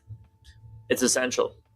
It is absolutely essential, because this is an issue that is so emblematic of broader issues at hand. And I think it's not only because of the atrocities that are happening there, it's because it's so representative of the misprioritization of priorities that our leaders have in this country, where they are more obsessed with falling over themselves to talk about how much they want to give more money to Israel constantly, where they are literally saying like America could basically end tomorrow, and our most important thing is that we keep giving money to Israel. It's crazy, right? It's nuts. As people struggle to get by, we need an executive that says that in our foreign policy, we are not going to have a policy as the United States of America of slapping the hand of war criminals and saying, don't do that, as we continue to arm them. It is such bullshit that we act like we are helpless in this position, that we cannot do anything about the behavior of the Israeli government as they continue to expand their settlements, as they continue to empower and implement the policies of people like Ben Gvir and Benjamin Netanyahu, and over and over and over again, continue to give them more arms, continue to give them more money, and say, you know what, we're just going to write our party cannot treat the government of Israel that is committing these atrocities the way that we are treating Republicans, with strongly worded letters, especially when we are strongly worded letters. You know, I think there's a lot of people that look at this issue and say, you know, this is so complicated, this is so intractable, this has gone on for thousands of years. That is not the case. Not too long ago, there were people that were living in peace, famously, in Palestine, together, groups of all religions. And what happened was British imperialism. But going beyond that, even if you don't have to be an expert on the history of the Middle East or the history of Palestine to know right from wrong, and to know that the solution that is going to help to solve this conflict once and for all is not going to come from continuing to arm the same country that has been bombing the other country over and over and over again for the past 30 years and expecting a different result, where kids are getting killed. It is creating generational trauma, and it is going to result in the further extension of this conflict. The only group of people, by the way, who benefit from this are the American arms manufacturers and Israeli arms manufacturers. Bingo. And the far right in that country that consistently over and over and over again is needing to create these crises to keep themselves in power, where they know if they continue these forever wars, stop me if this sounds familiar, Jen, they know if they continue these forever wars that they can continue to terrify their public and consolidate their power and ensure that they keep themselves in power even as their country continues to fall apart. And that the idea that we're going to have a presidential candidate that is able to go out there and once again tell people not to believe their eyeballs and what they have been seeing at that point, what will have been for the past 5 years or more on their phone, is insane. And it's not going to work, because it's totally insane. The Democratic strategy of trying to gaslight voters. It really is. What's that emote again? I haven't seen since before COVID. Sadly, just she moved back to the U.S. Her sister was. Oh, really? Okay, sorry. You're responding to Living Lily. My bad. Sometimes I don't always see it.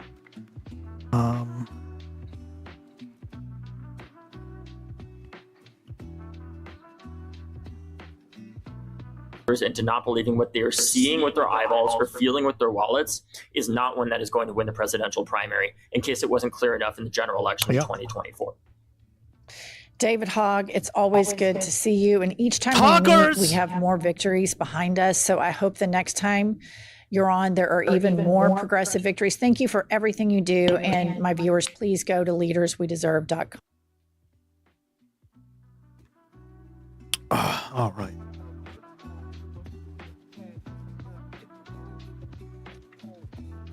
Damn. Man, I really wish this guy would have stayed. I think he would have made a much more positive impact than Ken Martin or whatever his fucking name is. I'm sleepy. Yeah. Long day at work, girl. All right. Polling time. All right.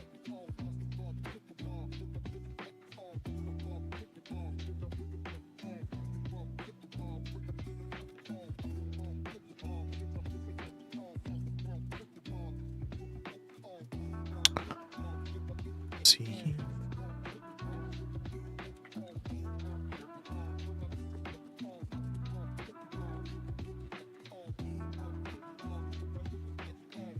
Oh, I did want to talk about this because I think we covered it a little bit, but this is pretty funny, guys. Chipotle opened their first Mexican restaurant in Mexico. Chipotle's not Mexican, but the hottest new restaurant in Mexico is Chipotle. Un bowl, un burrito y una chip. You heard that right. Probando el primer Chipotle en Monterrey. The Burrito Bowl giant is serving up its Americanized version of Mexican cuisine in the country that inspired it, and almost immediately, Did you guys hear that Chipotle is opening up a restaurant in Mexico? the commentary has been anything but mild. Why are people so up in arms about Chipotle opening up in Mexico? Ahead of the official opening, local food content creators like Caro Zamora got an early taste. It was amazing. Chipotle has finally arrived in Mexico. But it's not the first American fast food chain to test local tastes. Taco Bell famously struggled to win over Mexican diners. yeah, you before don't its last say. location You don't fucking say. Taco Bell. Who came up with this business move? The brilliant people in management. Blue Room. Duh. God. shut down in the early I've never met one of those, and I live in the U.S. Like, this is so stupid. This is the stupidest fucking move ever. Oh, man. It's like when you go to Rome or, like, Milan, right? And you see that the Starbucks is all full. And it's full of basically Americans because that's all they know, right? Starbucks.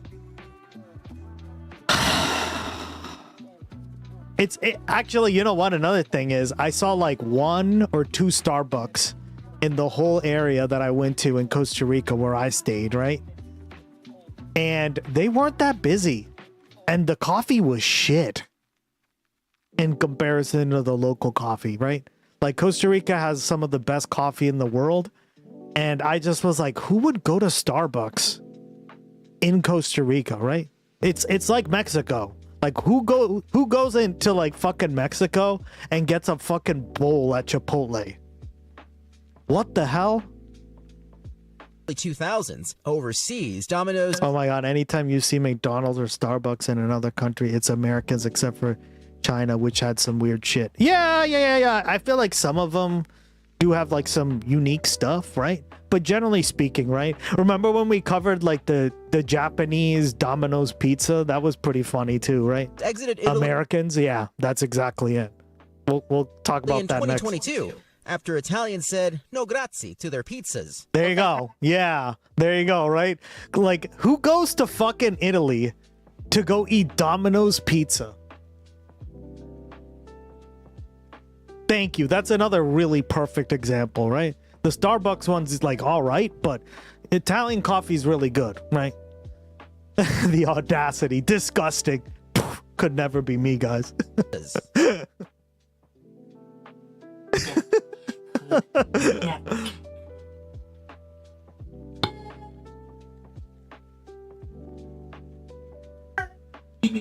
Yeah. Fuck this. It's like Panda Express opening up in a Cantonese province. Yeah, exactly. So stupid. American chef Claudette Cepeda understands the skepticism, but says Chipotle may prove to be the exception. Can you call it Mexican food?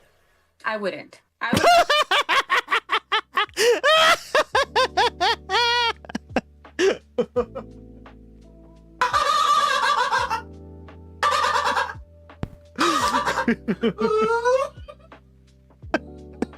You can't make this shit up.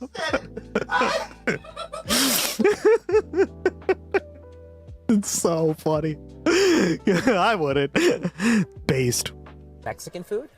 I wouldn't. I would call it American Mexican food or Mexican American food. Cepeda says it's an important distinction which could make it easier for Mexican customers to embrace. I think as long as they keep their ethos of using really good ingredients, cooking everything from scratch, I think it'll do actually really well. Chipotle said it chose its location in Monterrey because of its strong economy, growing population, and status as one of the country's leading business and innovation hubs. Still, social media appears to be split. The reception has been Shit. divided. A lot of people are Copium, saying yeah. they want to try Like it, whose and some others business idea was this? Like, oh yeah, we gotta get the Mexican food in the country of Mexico demographic. Tee hee hee hee hee. are telling that I don't like that. Only time will tell, though, if Chipotle becomes a permanent craving or just a culinary curiosity. George Solis joins us now with a burrito in hand. He's got that great company expense account. So, wow, what the fuck? They're just like actively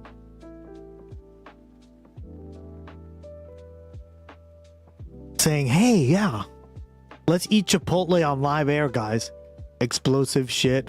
Is this just place of dumped lettuce? George, we know if the ingredients and menu in this new Mexican Chipotle will be any different than the U.S. locations. I mean, you know, they are in Mexico. Well, Tom, we didn't have to go south of the border for this because it's going to be the same menu, the same ingredients. But get this.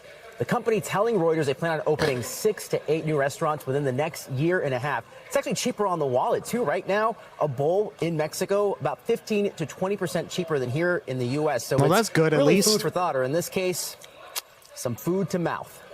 Okay. Oh, yeah. Not good, Tom. George Solis with the burrito bowl. I was hoping for a burrito, but I know we're trying to be healthy here. Hope there's not too much lettuce in there. I know it's Taco Bell, but still, be careful. All right, George, thank you. We thank you for watching. And remember, no explosive diarrhea lettuce, guys. Let's hold off on that, right? Oh my god. Yeah, remember we watched this too? I guess we'll that was pretty crazy. I don't know, these restaurants, like, who thinks of these fucking ideas? They're terrible. Like, all these ideas are terrible. Why is he no mention of the E. coli jalapenos based. We put plenty of those in there, right? Good point, girl.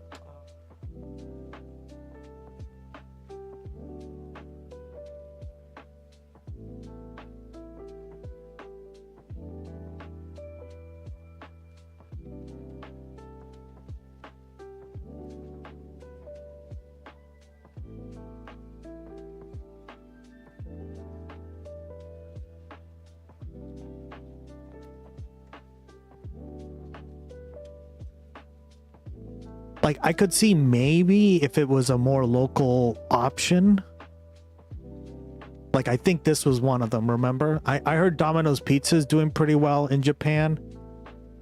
But, let's see.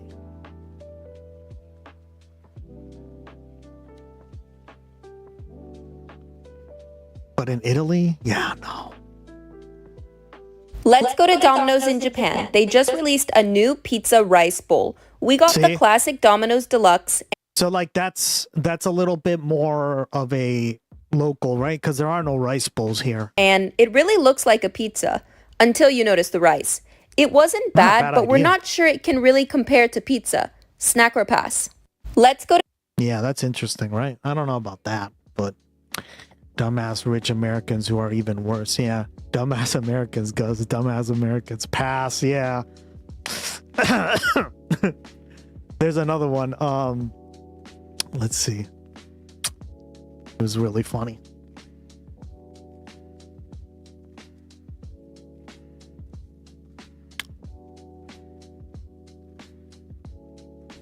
Yeah, Domino's actually offers secret all-you-can-eat pizza. Because if you visit the chain in Japan, a few unmarked locations offer unlimited premium slices for 90 minutes. Topped with everything from garlic shrimp to premium Korean beef and even their fresh charcoal chicken, which customers can purchase through 3 different tiers. With the first one letting you pick from 16 small pizzas for $10, while the second unlocks a full Domino's menu for just $13. But if you're willing to spend $16, you can get unlimited chicken along with all their sides. But since Domino's tries to keep the offer a secret, it's never posted on their website or app. So unless you stumble across one of the locations by accident, you never know it exists. Domino's actually offers secret all-you-can-eat pizza. Because if you visit the chain in Japan, a few yeah, I forgot about this, guys. See what I mean? So maybe, like, I guess this might work out in certain countries, but I don't know, just copying their food and then giving them a shittier version of it, right? Can you just imagine like an American sushi place opening up and yeah, no, it just wouldn't work, right? Or right? That would bankrupt them if they had did that here. I know, because Americans are so fucking fat.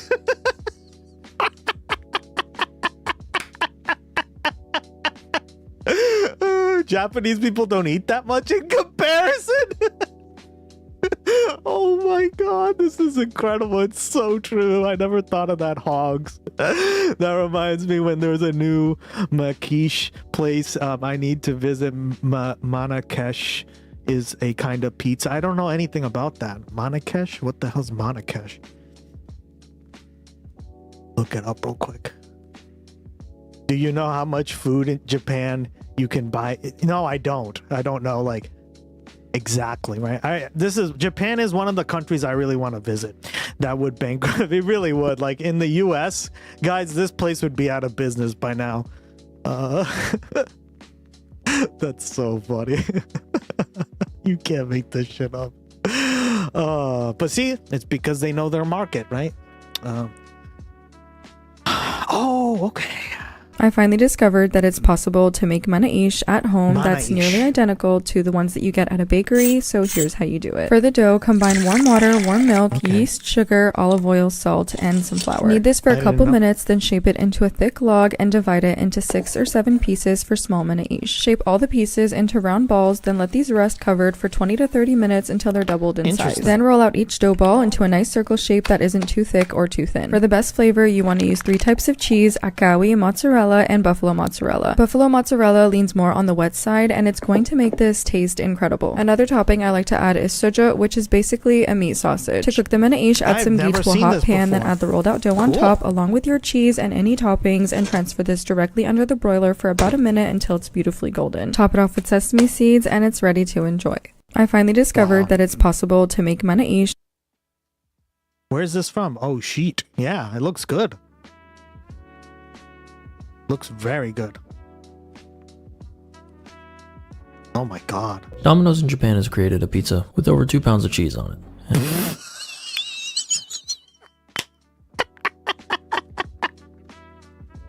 What the fuck? Holy shit! I didn't know about this. Damn, this is such an interesting rabbit hole. USA, can we get that? Can you? Americans would literally die at 2 pounds of cheese. This would cost $50 here per pizza too. No. Give me them pizza. Oh man, where's October with her southern accent? Remember that Blue Room? Domino pizza. Give me that pizza. So if you've ever wondered what a Japanese Domino's looks like, it's this. A regular American Domino's, but with less of a chance of physical altercation. Yeah. And the fact they thought it would be a good idea to make my a pizza God. with nearly 1 kilogram of cheese. That's 2.2 pounds of cheese. They also have 1 kilogram of fried chicken. And let me tell you, I was thinking about it.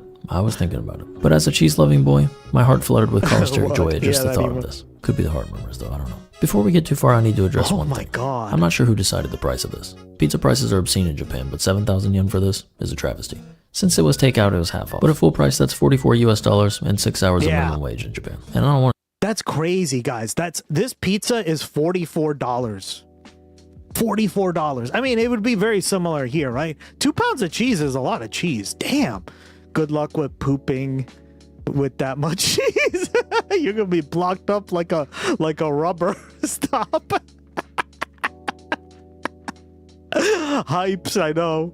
She would laugh her ass off at this Blue Room, right? I say that, but that's just stupid. Unfortunately, by the time I got back, there was no real cheese pool. But that's okay, because sometimes in life there's no cheese pool. Yeah, that's crazy, dog. It's hardly a pizza. It's literally just cheese and crust. There's no sauce, no seasonings. It's just a man, his pizza, and a toilet of regret and disappointment. Yeah, literally a toilet of regret. You're going to shit your pants, and it's not going to come out the right way.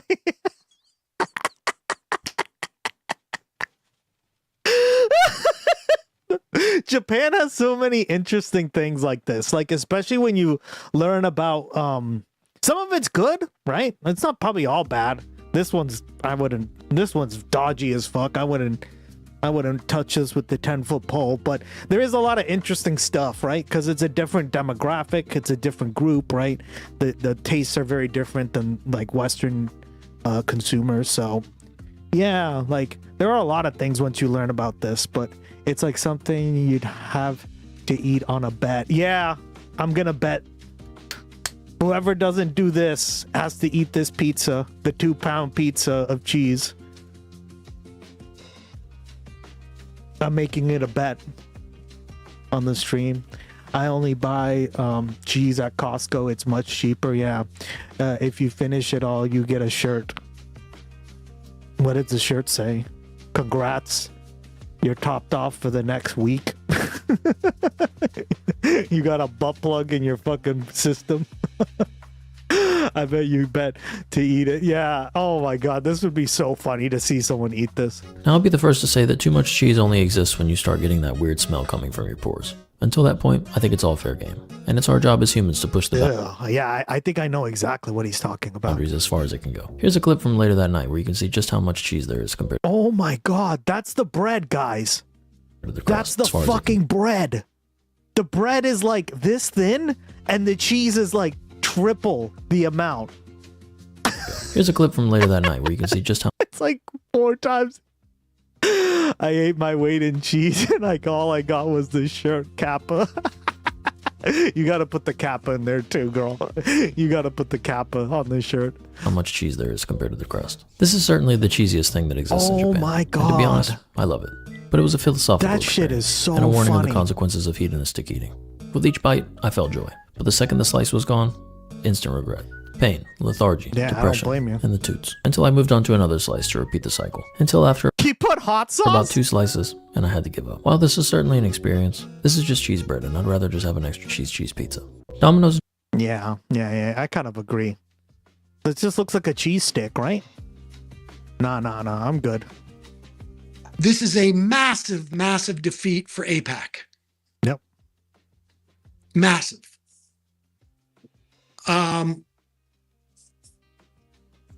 I don't know what else to say about this. It's just a huge night for progressives across the country. And again, I don't know that Daraliza or Claire Valdez could win in every district in the country. Of course not. No. But and neither could technically Abdul, right? Maybe in certain states, maybe. But had they lost, you can be assured that the story would be they can't even win in New York. So the over to window, the margins have been extended. Mm-hmm. This is a massive, massive defeat for AIPAC. Based. And the losses just keep going. Why is this important though? The reason it's important is because AIPAC used to claim that they had a 100% victory on all their elections. Not anymore. Buck of these nuts. Lurking. All right. Yeah, we're actually going to end the stream, guys, because you know what time it is? It's that time of the night where I say good night. Good day wherever you are. I've been streaming for 7.5 hours. Thank you so much for joining me on another episode of the Gus X broadcast. I will be back tomorrow, don't worry. Same time, same place. Have a good night, everybody. Yeah, have a great night. See you tomorrow. Bye.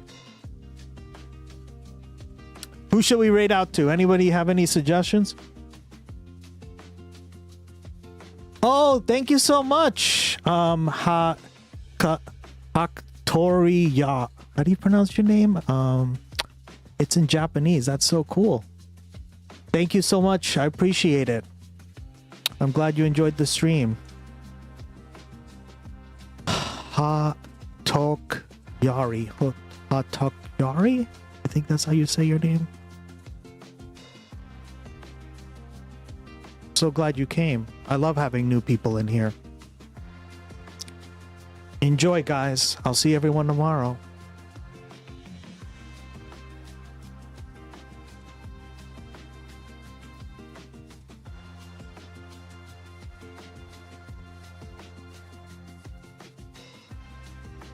Don't let Gloggy translate your name.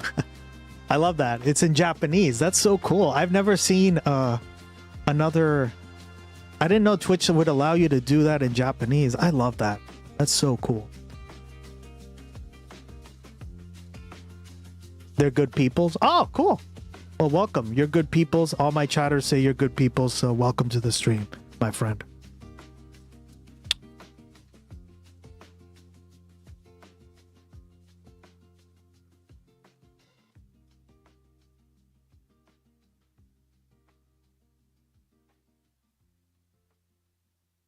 Yeah, welcome, welcome. We love good peoples here. All right, let's see who we're rating out to. We're probably gonna rate out to... Shall we rate out to?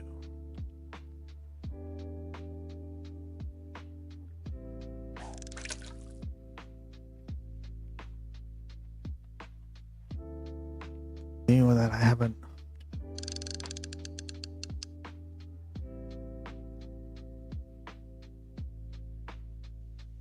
Who? I suggested who?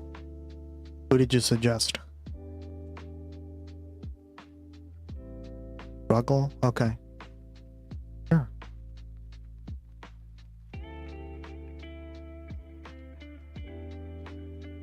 We'll rate out to Struggle. Thank you so much. Appreciate it.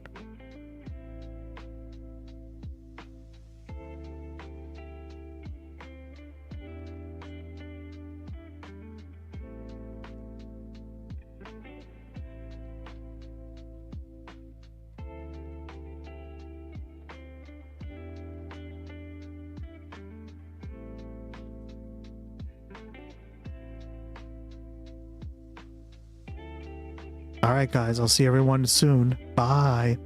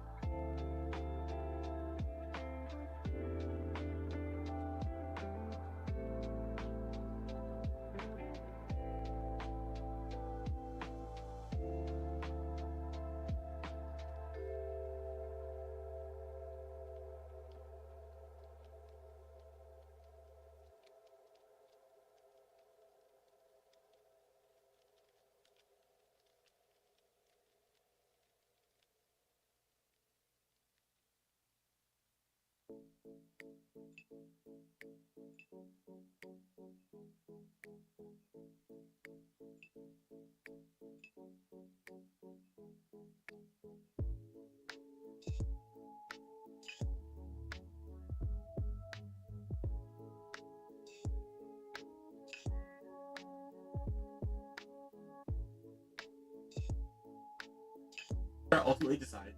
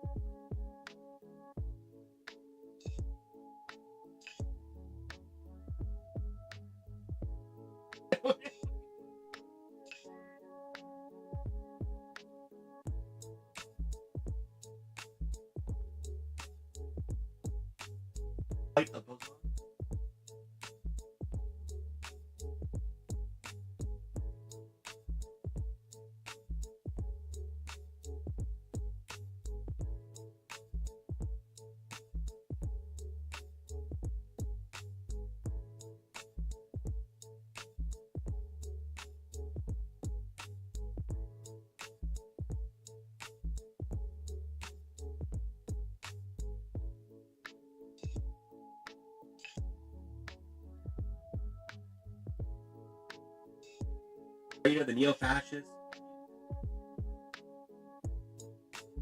generals.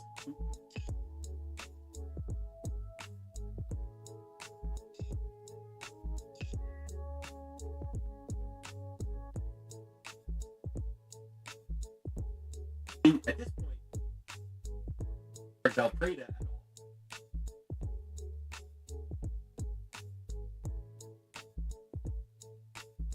Regardless, the case went on.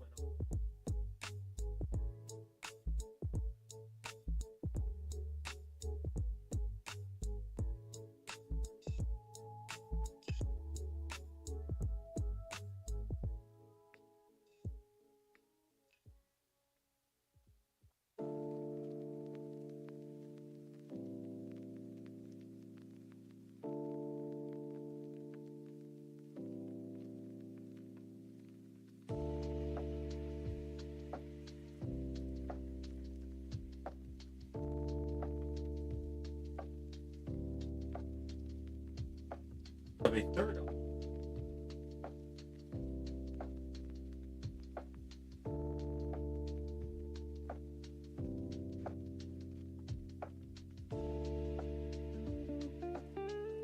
it was zero.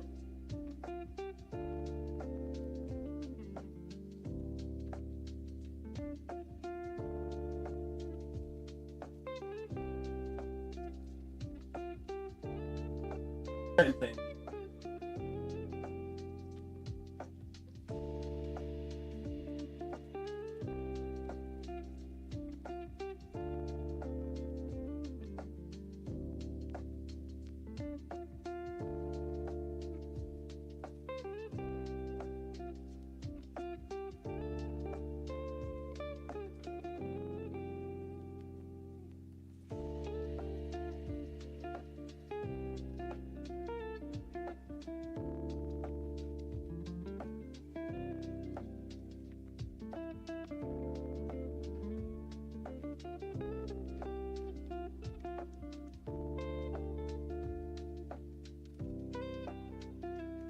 Viewer discretion is advised. Follower to the commune.